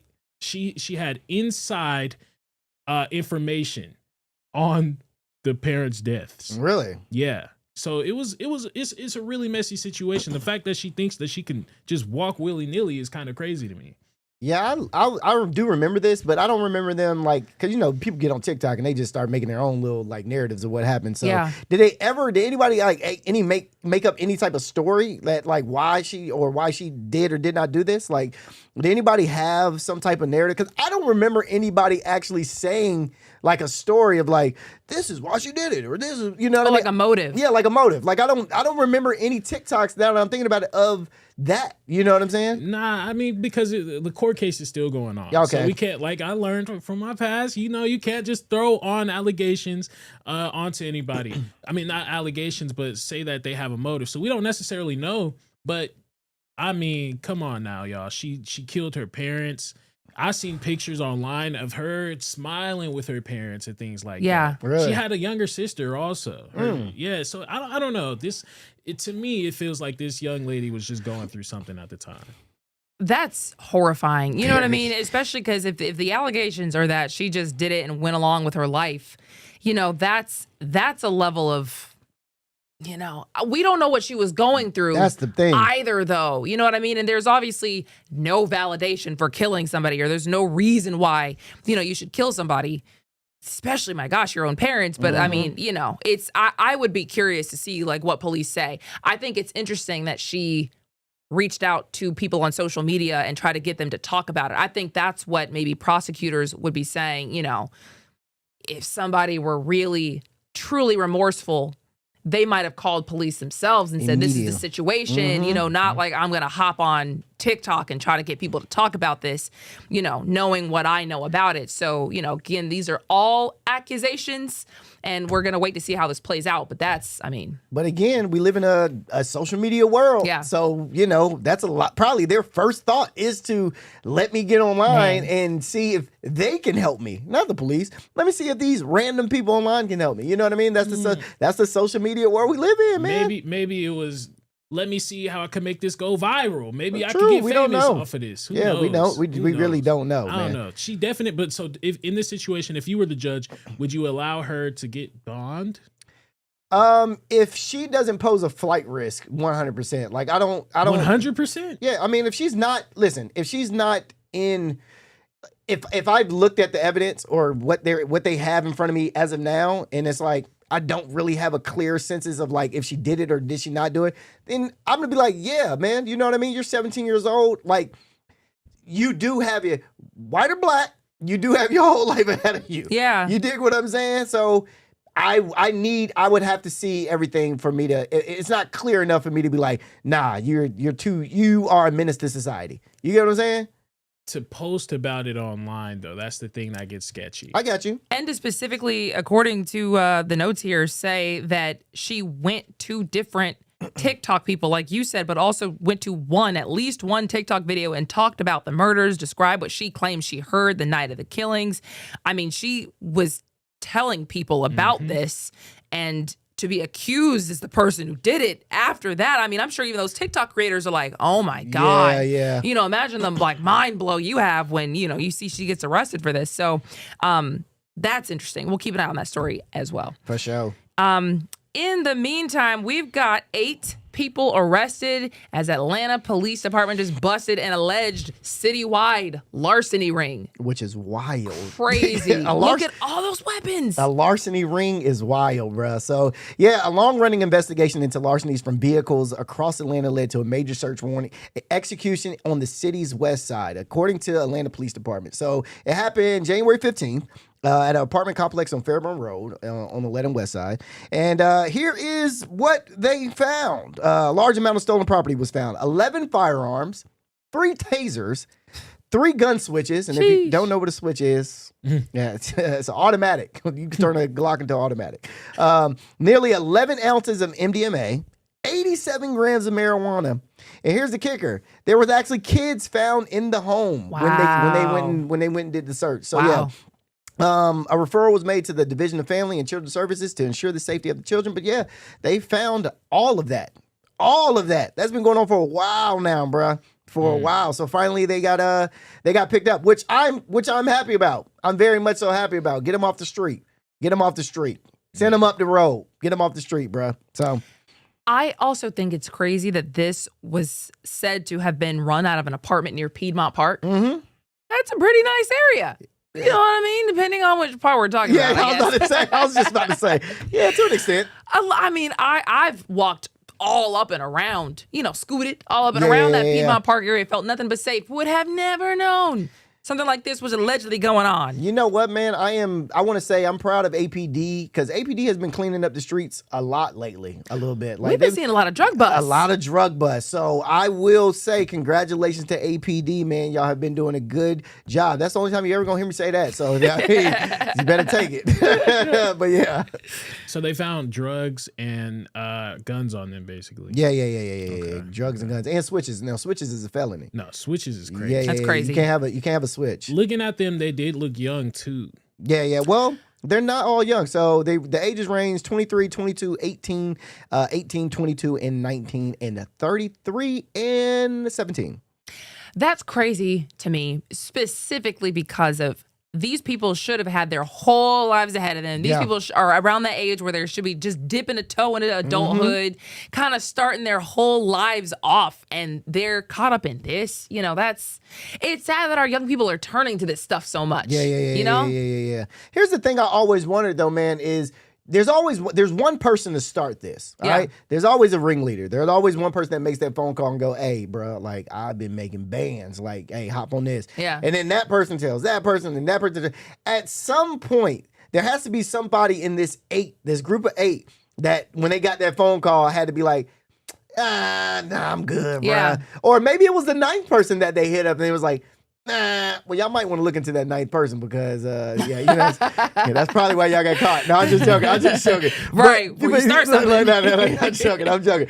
But what I'm saying is like, bruh, at some point, y'all need to realize, like, dog, like, all money ain't good money. You know what I mean? Fast money runs out real quick. And at the end of the day, fast money ain't always the best money to get, bruh. You know what I mean? Yeah. Like, we've all been down that route of, I'm down bad, I need money fast. You get what I'm saying? But yo, it's better, it's easier ways, it's easier in legal ways to make it. Oh, facts. Especially these days with social media and technology, you can make money doing anything that doesn't disrupt or harm other people online these days. You know what I mean? And one of these people was a girl. You can make a lot of money. Wow. You know what? Oh my God. I actually did see. Like, wait, am I lying?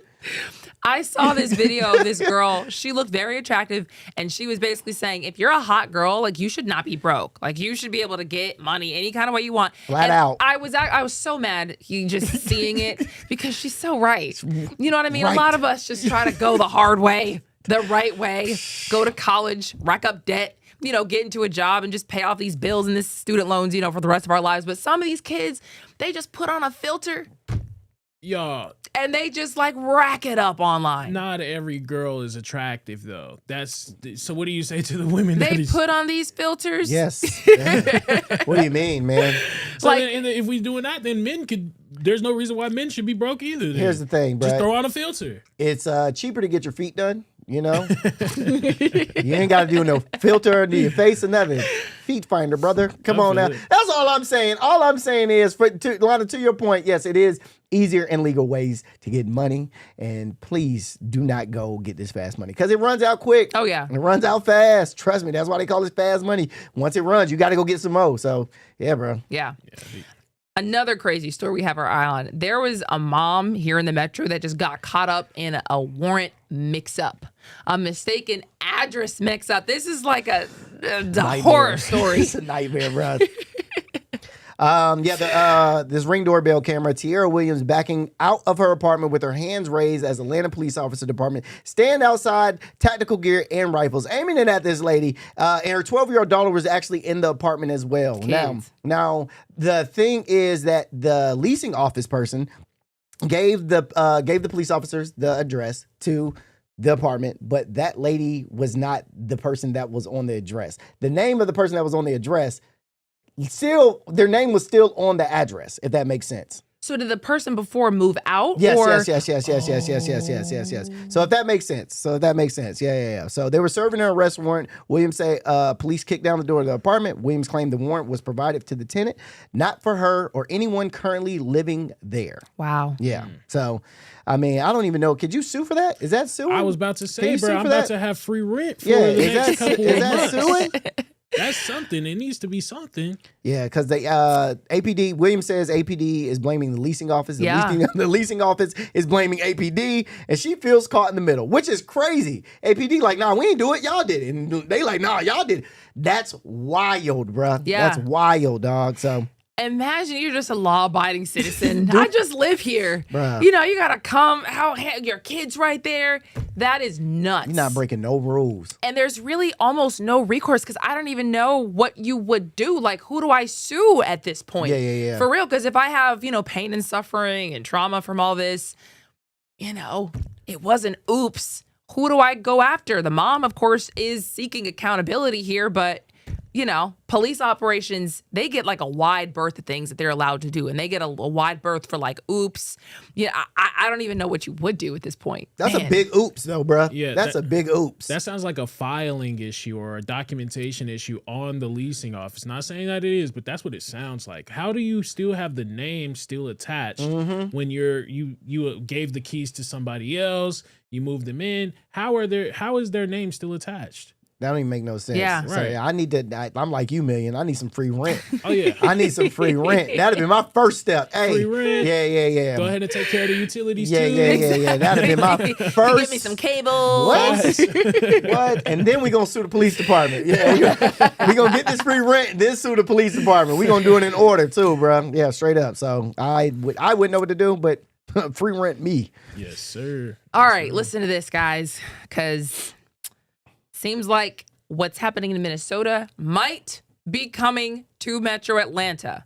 We've been seeing some videos and some pictures and some posts online about ICE coming to Atlanta, and at least 2 Mexican nationals just got charged in a Metro Atlanta drug trafficking operation, and the streets are feeling like it's about to get hot here. What do you guys think?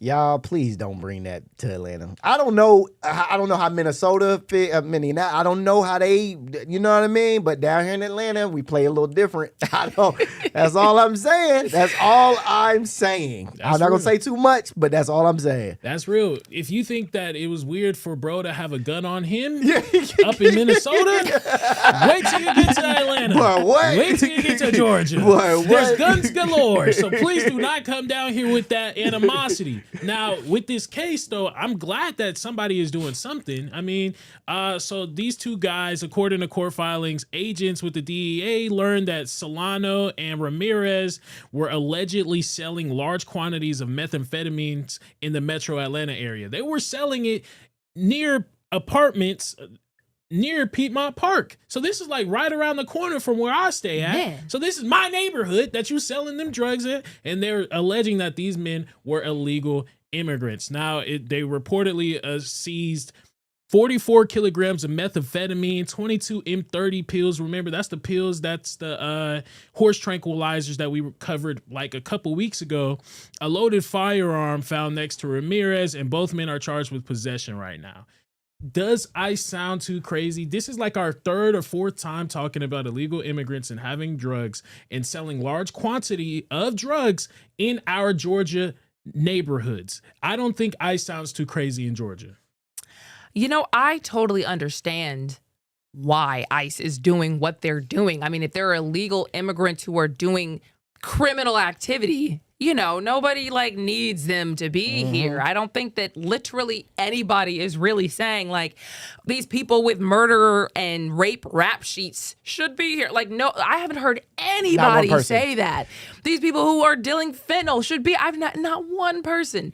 I just think, how they do it is really, really, really the crux of the matter. In fact, that's why people have been trying to warn people about ICE coming to Metro Atlanta, to include Lil Woody. You seen that? Amigos, stay inside. ICE is in Atlanta.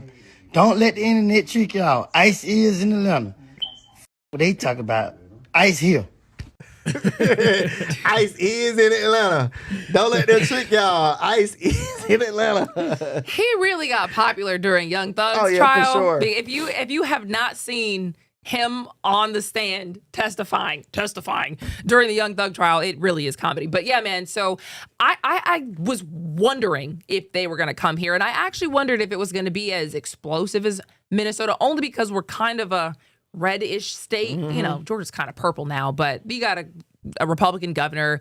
You've got different people who might welcome ICE in because, you know, outside of Atlanta and even in the metro areas, there's a big Republican base who would welcome, you know, with open arms, ICE officers and just what they're doing. And so sometimes, again, I do wonder if the Democrats and the Democrat leadership made this a lot worse than it needed to be by riling the people up as they were doing this. Like, what if there was a world where ICE could have just gotten in and gotten out and not had to be a big, crazy, weird thing? You know, obviously, when you see some of their tactics, you're kind of go protest. So, you know, I don't want to put it all on just the Democrats being dramatic, because there has been things that, you know, has been a little questionable in these streets. But, you know, what does that look like in Atlanta? What do you guys think that looks like in Atlanta? I think, like I said, I just wish that, actually agreeing to what you said. Yes, the way that ICE is actually conducting these raids is the big issue. You cannot come to our neighborhoods in Atlanta, in Georgia, anywhere, and think that you can just yank somebody up and yoke somebody up and they just gonna listen to you. It's not gonna go down here like how you think it is. Not at all. You need to come with some diplomacy. You need to come with some facts. You need to come with some documents. You need to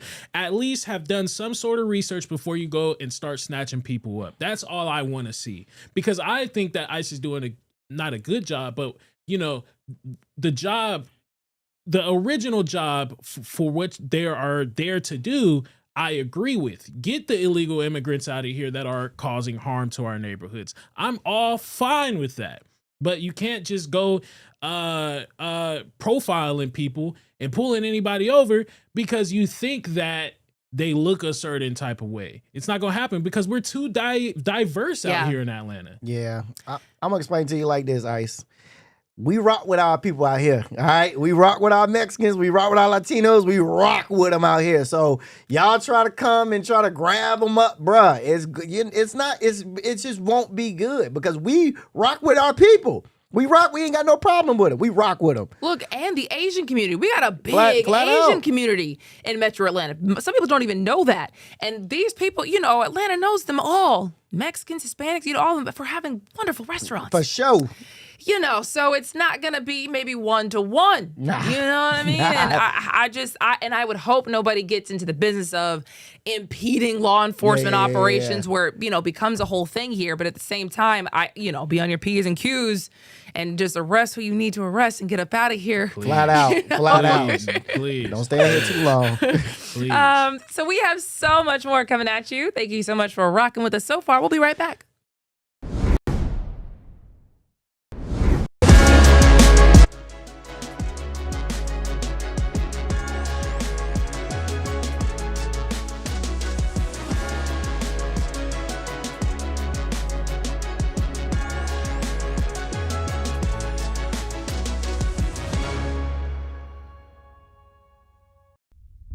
A major move today. Hot 97 is expanding. Hot 97 has launched a full streaming television channel. Hot 97 is no longer just a radio station, it's now a streaming network.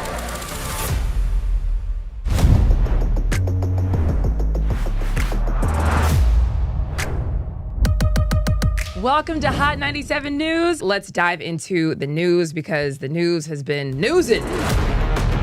Hot 97 Mornings with Merrill. We got Shiny Culture in the building. Leah Bell in the building. Good morning. And DJ Cass One. You know what it is. You know how I get down with the Funk Flex energy, baby. Let's get it, Flex. Nobody don't want no smoke. Wow, it got spicy real fast. Here for it all. We're here for it all. Let's go. Mariah Carey takeover. The people made it happen. Yeah. I'm coming around to all the classrooms and we turning up. Good morning, students. My name is Wale. Aren't you supposed to be in class? Oh, man, you supposed to be in class, man.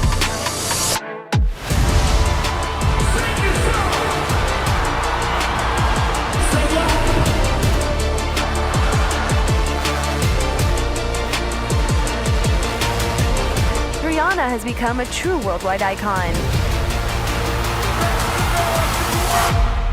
Congratulations on the job. We listen to Hot 97 every day. We can't wait to hear you guys even more. Hey, let's go!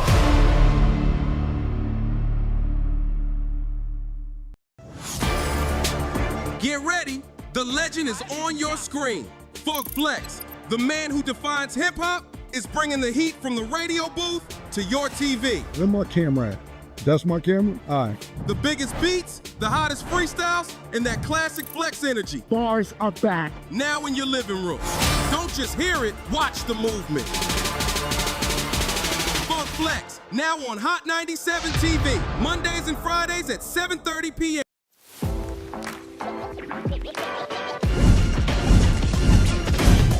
Welcome to Hot 97 News Atlanta. Here with Rondell with 2 N's. What it do? Give it up to you. And Million. Hey, the fact that this is a reality. Brand new live news show. I'm your host, Lana Harris. There is so much going on in this country and in this world. Civil unrest. Nobody's going to trust that. Any of this sounds, like I said, it sounds good. Yeah. It does sound beneficial.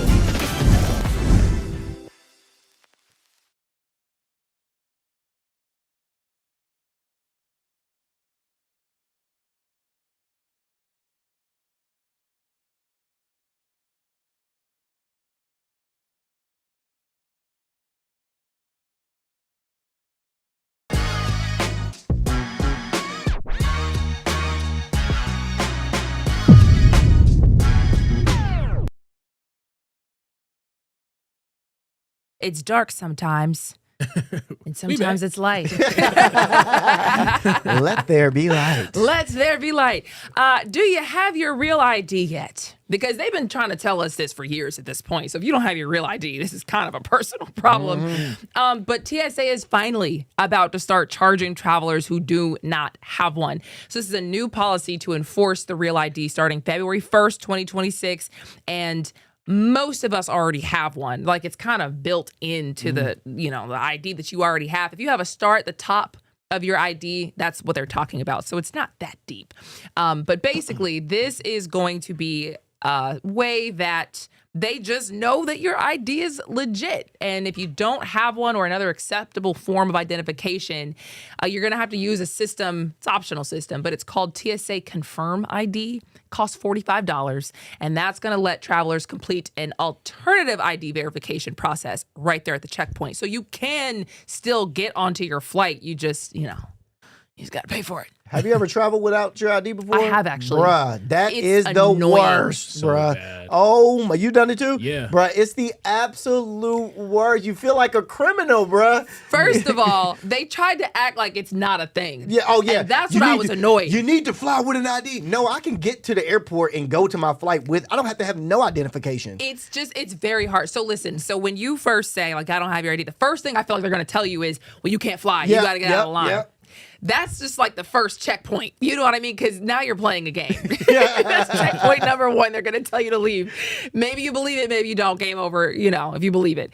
If you choose the journey where you decide you still want to get on your flight, which is most of us at that point, you got to go find somebody who's willing to tell you, like, okay, you got to go over here and then do this. I can't even remember what it's called. So first of all, they take you outside of the line. Yes. So they take you outside of the line. You got to give them your name. Yep. You got to call somebody to verify who you are. That's not what I had to do. Email, bro. I had to call somebody. I had to show them some email or something on my phone. I had to show them my birth certificate. I had to show them. It took like 30 minutes. You had your birth certificate? No. But I had my mom take a picture of it and send it to Oh. me. Man, all kinds of stuff for like 30 minutes. But I mean, you end up getting through TSA. But it's like you can fly without an ID. Don't let them tell you that. I think I had to like show my address and then tell them all the occupants of that address because they had it like in their system. And then I had to like pick a property around that household. So like I had to like describe like the road I lived on, the school that's nearby, the movie theater. I'm just trying to like paint the picture. And then they were going through the map and verifying I lived there. I'm like, bro, this is a lot. Then they pour through your suitcase, of course. They just dig through all of it. But also, why would I want to get on somebody else's flight? Like, why would I want to be somebody else to go? Like, I mean, I feel you. But I mean, if you're just a regular, traveler, then, Come on. I want to go get on my own flight. Yeah. You really think I'm about to? Yeah, Right. at this point, profile me. Yes, profile me. Come on. If I'm at the airport, profile me. I want you to be like, yes, you, sir, you look safe. Come here. They'll probably say, actually, no, you were not coming on. So last year when I tried to get on, I tried to go to my homeboy's wedding out in California. I didn't have my ID because last year I went all year without my ID. It just got to me probably in December of last year. Huh. Finally, yes, I went that whole year without an ID. Okay. They just was not sending it to me. So when I finally did get there, because I was like, dang, I don't got an ID, they questioned me. They called the person. That took 20 minutes. And then they asked me a whole bunch of questions. They was like, so what year is your mom born in? Oh, I think I got that one too. Yeah, that one got me, dog. I was like, man, nobody knows that. I didn't know that, bro. I know didn't my that. mom's birthday. I don't. I didn't know the child. year. I know my mom's birthday. I didn't know the year. So he was like, okay, so if she was born in this year, how old would she be? And then I said the wrong answer. He was like, write it down. Do the math. I said, he made me do the math, bro. I'm sitting here trying to carry the one and everything like that. I haven't done that math in years because you can't use your phone. You can't use your phone for any of it. Crazy. So I just had to figure it out. I figured it out though. I feel like they should do the determination of how hard they're going to make it for you based on who you're flying with. Yeah. You know what I mean? That's a good idea. So if you're on Delta, you just come on and continue on, man. Yeah. If we're on Spirit, I got a couple of questions. Yeah. I got a couple extra questions. What type of discrimination? Yeah. A class system? That's a class system. Very, very much so. I don't make the rules. Yo, Spirit is not that bad. Spirit will take you from A to B. You don't need the luxuries. Yeah, it'll take you to A to B, but you might not make it to C. That's coming back. That's coming back. You might get to B, but you might not come back to B. You know what I'm saying? So, yeah, man, I think that's a great idea, Lana. Thank you. I think we need to profile who comes. Oh, Spirit, yeah, we need more information. Mm-hmm. Delta, nah, you can afford this flight. You can afford this flight. That means you're gonna. That means you're good to go. No. What is this? That is crazy. So back to the real news. The TSA Confirm ID, that the $45 option there is supposed to be a backup option, not a replacement for real ID. So it can't be the plan, they say. Mm-hmm. But I wouldn't want that to be the plan anyway, because I'm not giving you $45 every time just to fly. Are you kidding me? Psych. Yeah, so it does, once you do give them the $45, it lasts 10 days. So you could travel wherever you want because you're showing a receipt to them. So it lasts over 10 days. But I still don't want to give the airports any more money because, mind you, when I take Spirit, I have to pay for my luggage now. Like they make us pay for our luggage. Yes. That's how the cost is so cheap because they make you pay $75, $100 for that luggage. So yeah, I don't want to give the airports any more money. So the reason why people who are who don't like this whole real ID thing, that the criticisms of it, I just looked it up. People have concerns about privacy and surveillance, and they basically see this as a national ID system that makes people easier to track. It's extra paperwork, extra time at the DMV, fees hit low-income people harder, and overall, they're saying there's a security risk with this as well. It's more centralized and it's more standardized, and that could mean a bigger fallout if there was like a hack or a leak. So there's just, some security concerns and government overreach, of course, concerns. This could expand federal control over state IDs, they say. And even more so, people are concerned that it could expand beyond travel and federal buildings into everyday life. So that's some reason, because I was thinking, why would anybody just not just get the ID and choose to pay $45 every single time? That's why. Yeah, because I think IDs are only, $20 to get if you lose it? Or Bro, they think take 25? forever to come, though. They take forever to get back to you. They took a year for me. I'm still hurt over that.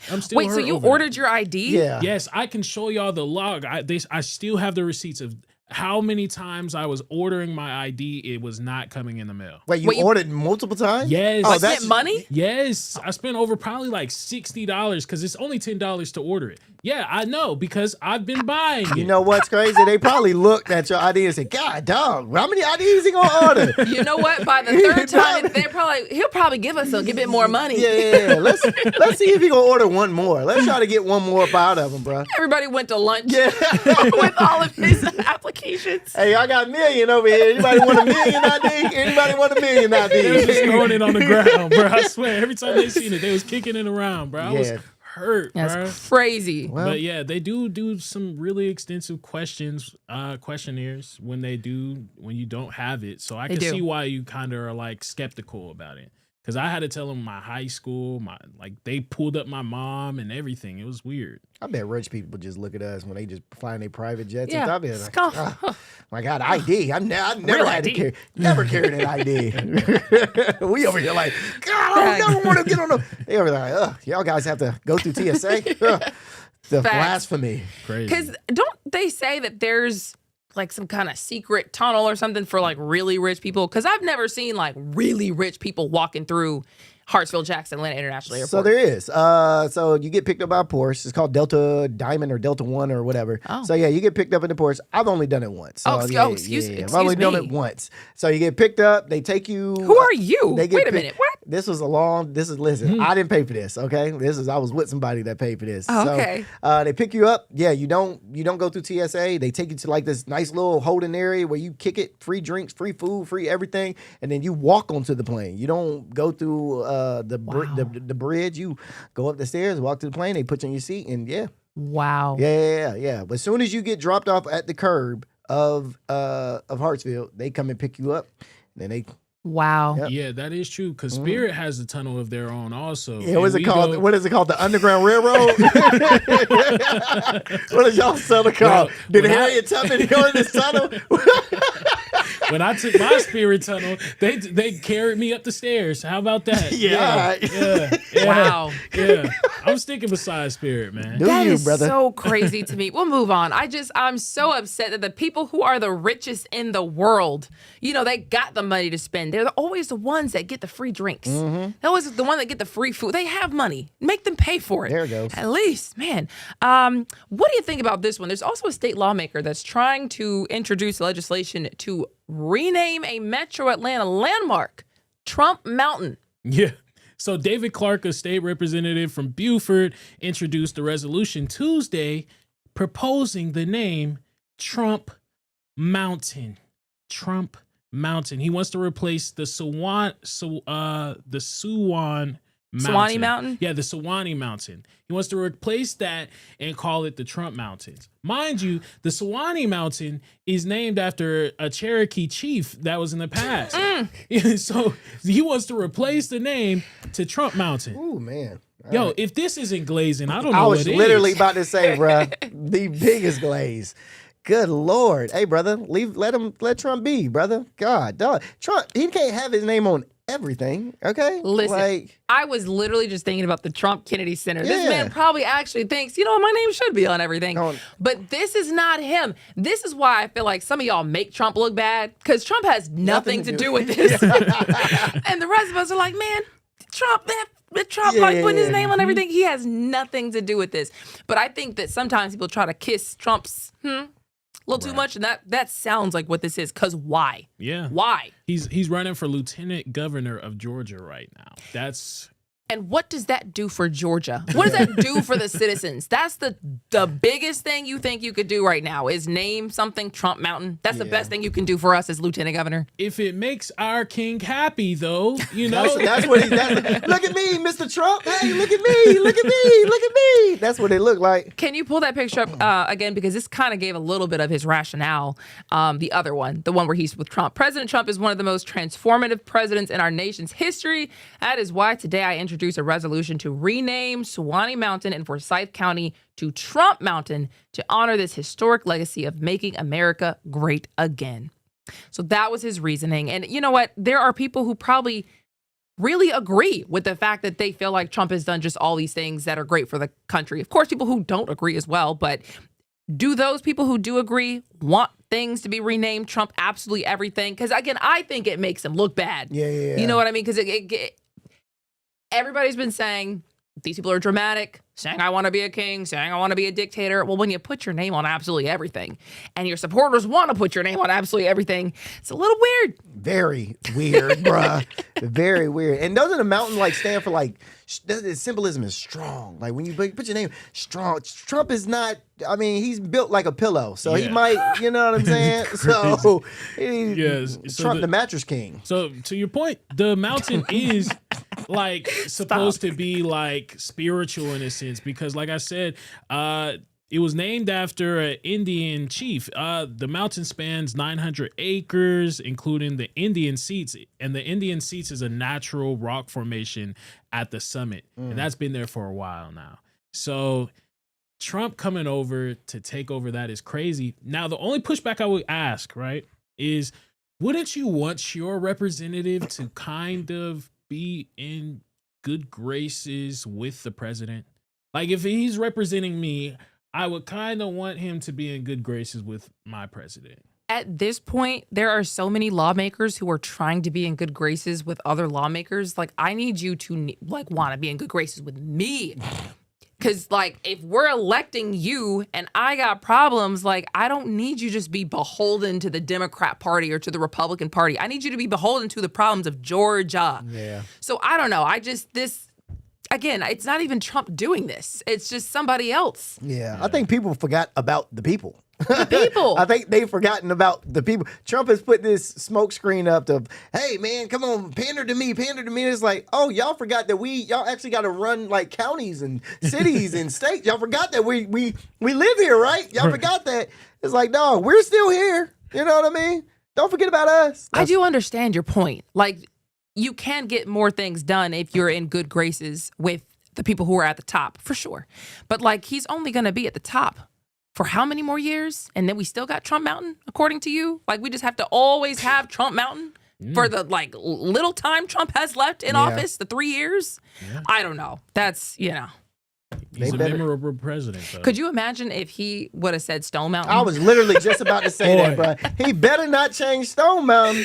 That's already a little problematic as it is, but right. You know what I'm saying? But, you know. Stone Mountain would be crazy. But it's a Confederate mountain in general. So, I mean, I could see Trump going Well, that's why I said it's already problematic as it is. But we don't need Trump up there. That's all I'm saying. That's all I'm saying. Moving on. MARTA wants to educate you guys on its upcoming next-gen bus network. Exciting stuff. Riveting. Yeah. So after 4 years of public engagement and data analysis, MARTA finalizes a system-wide redesign of its bus network aimed at making service simpler, faster, and more reliable. So this is called the Next Gen Bus Network. It's going down April 18th. MARTA is holding community open houses going on, and it's basically like a know before you go. We're going to be telling you about the system before you actually go through it. The Next Gen Bus Network restructures routes to focus on high demand corridors, high demand areas where buses will arrive every 15 minutes or less. Oh, no. You know what? Awesome. I'll believe it when I see it. You know, sometimes the news just has to tell you stuff that's happening and you need to know. No, not even that. I'm not mad about that. It's like, bro, I don't believe nothing MARTA ever says. So what? Nothing. What? I think, but you guys haven't really like lived off of MARTA. No, we haven't. Tell us what it's like. I have lived off of MARTA. Tell us. I have lived off of MARTA. It's not as bad as people make it seem. Like, okay, so while they're saying that the high traffic areas will be 15 minutes or less, honestly, I can't see myself. I think the wait right now, for me at least, at my bus stop that I used to go to, was probably like 30 minutes. Every 30 minutes, a bus was coming every 30 to 45 minutes. The fact that they're trying to break it down to 15 minutes, I love that. I think that's amazing. I think they could do it. Okay. Y'all ain't gonna do MARTA like that. I'm not saying. Amen. I ain't gonna do my MARTA like that. Lana, what? I support. I love this. She said amen like she rotted every day. No, MARTA ain't rolled Lana and she ain't rolled MARTA in I don't know how long. Now talk about some amen, girl. Get out of here. I support. You know, I was trying to hype, man. Okay, my bad. No. Okay, right. Now the only thing that have people probably up in arms problems right now is that they're not expanding it across the state more. Okay. Instead of just they're choosing to make the ride shorter and all this, but a lot of people want MARTA to go out into the suburbs and go farther into like the Conyers area, Covington area. Sorry. No. Listen. Oh no. I have had actually this debate with somebody because the pro to that is interconnectivity. You know what I mean? Like suddenly you don't need a car. You can, brush down some of these climate change, too much gas, too many cars on the road kind of claims. And, it'd be great to get less cars on the road, ease up traffic, XYZ, whatever. On the other side, we know what the other side is. We know what the other side is. Say it. What's the other side? Some would potentially complain that the people who would like to ride MARTA and need to ride MARTA would have direct access to their neighborhoods. And they don't want to see those people in their neighborhoods. But you know what? Bump that. Like, let everybody access everywhere. Oh, yeah. Yes. Let everybody access to your neighborhood so you can get robbed.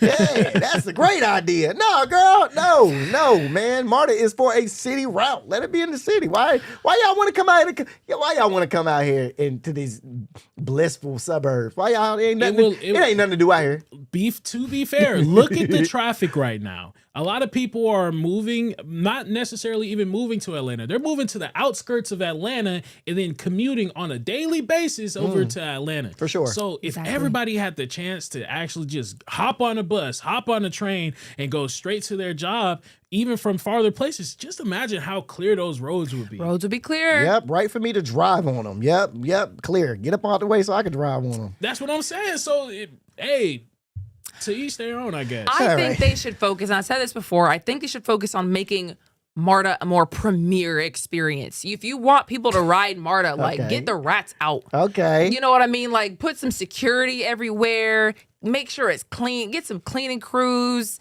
Just make it, put a coat of paint over it. You know what I mean? Like, DJ. Make it something that you want it to be on. You feel me? MARTA already is a premier experience. I love riding on the MARTA. I love the fact that when I go onto the MARTA, I only smell like little bits of smells, like little bits of weird smells here and there. Most of the time I'm there, it's clean. It feels clean at least. That's what when I've ridden. The bar is low. You also fly Spirit, so that makes sense. So makes sense. But look, okay, so the open house is scheduled for Thursday, January 29th. That's tomorrow if you're watching this today. And it's at 3 p.m. to 7 p.m. And it's going to be at the MARTA headquarters atrium, 2424 Piedmont Road Northeast. That's near the Lindbergh Center station. So, all jokes aside, I am glad that they are doing something to make MARTA a better experience. And, it would be great, again, if it would smell like bleach or, cleaning products instead of just random assortment of smells. But, she said all jokes aside and made a joke. I'm sorry. I had one left in the tank. I had one more. It's not MARTA's fault, though. It's the people's fault that ride it. I'm just saying. Okay, that's fair. Yeah, we're gonna leave it there. We'll leave it right there. Let you have that one. The city is still trying to build a park over the downtown connector. It's called The Stitch. We've been talking about this for quite some time. Here are the photos, renditions. I think this is such a cool idea. My mind just does not understand how this works. How can you build a park over like a whole road? They do it, but it's just like, it's really hard to just see, but they're making progress here. A board of directors has just been announced, and there's a nonprofit entity named Atlanta Downtown Stitch, Inc. They've been officially launched, I should say, to oversee this Stitch project. And again, this is designed to reconnect neighborhoods that have been divided by the downtown connector. And that's really been, if you ask people who've been in this area for a long time, kind of a physical and economic barrier for decades. So this is something that's supposed to basically make it accessible for everybody again. Yeah. The downtown connector is basically it was split. So the history behind it is years ago the downtown connector was split in the center of Atlanta, and it splits the center of Atlanta in two. The split created significant impacts on Black neighborhoods that were once united throughout the area. They're now trying to connect that area, and it's going to be over there it's going to be shared on the stretch of Interstate Highway I-75 and I-85, and the merge as they run through, it'll run through the center of Atlanta. So I don't know. Like you said, when I was looking at the models, I was like, are they trying to build over the highway? It was kind of confusing to me. But That's the what plan. it looks like it is. No, that's the plan. And that's why I personally was wondering, what is this going to do to traffic? Because that is a very, very congested area. It is. And if y'all are talking about building over it, like, how is that going to impact the people on the roadways? And project leaders claim that the construction is not going to result in any major traffic disruptions during the build, but they don't say what that means. Because what do you consider major? You know what I mean? Because any kind of construction that blocks off roads at rush hour in that area, if you know, that would be a very problematic thing, but we'll see what happens with that. I can tell you that phase 1 is supposed to start around mid-2026, so we're gonna find out very soon. And apparently, the streets are saying that it's gonna cost about $200 million, but when this thing is all said and done, it's supposed to generate more than $9 billion in economic value and create approximately 4,500 jobs. Oh, wow.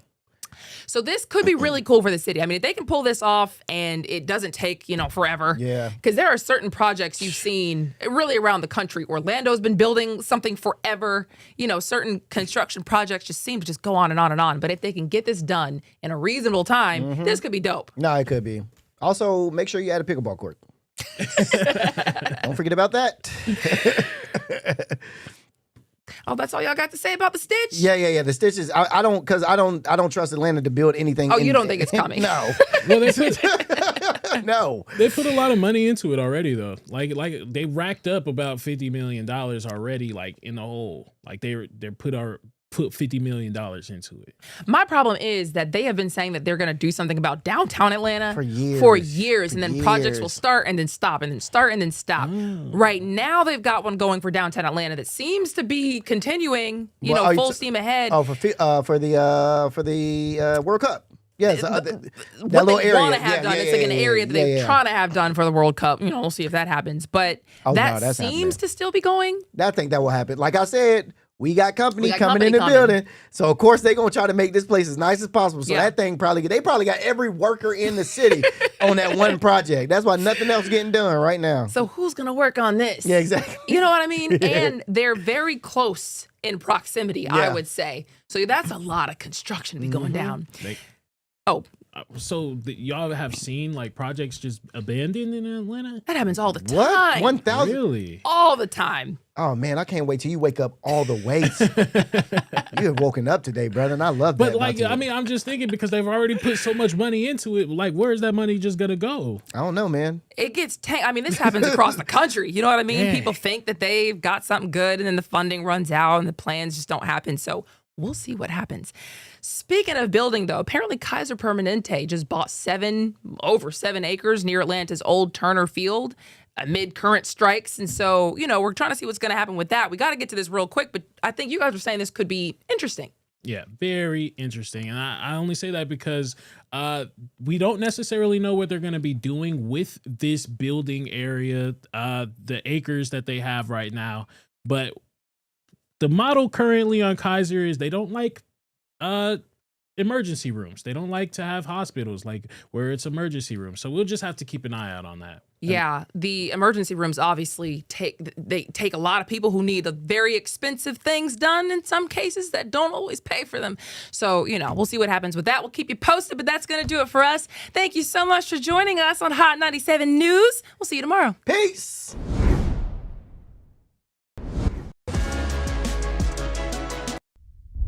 A major move today. Hot 97 is expanding. Hot 97 has launched a full streaming television channel. Hot 97 is no longer just a radio station, it's now a streaming network.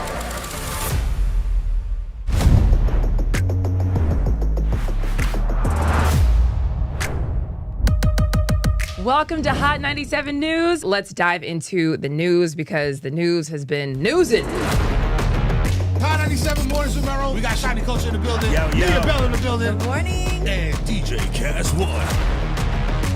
You know what it is. You know how I get down with the Funk Flex energy, baby. Let's get it, Flex. Nobody don't want no smoke. Wow, it got spicy real fast. Here for it all. We're here for it all. That's Let's it. go. Mariah Carey takeover. The people made it happen. Yeah. I'm coming around to all the classrooms and we turning up. Good morning, students. My name is Wale. Aren't you supposed to be in class? Oh, I mean, you supposed to be in class, man.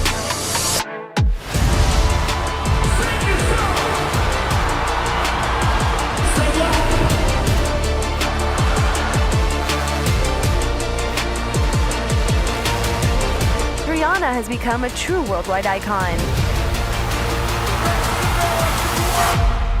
Congratulations on the job.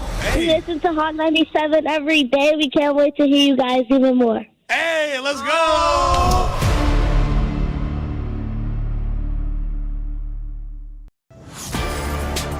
Get ready. The legend is on your screen. Funk Flex, the man who defines hip-hop, is bringing the heat from the radio booth to your TV. Where my camera at? That's my camera? All right. The biggest beats, the hottest freestyles, and that classic Flex energy. Bars are back. Now in your living room. Don't just hear it, watch the movement. Funk Flex, now on Hot 97 TV, Mondays and Fridays at 7:30 p.m.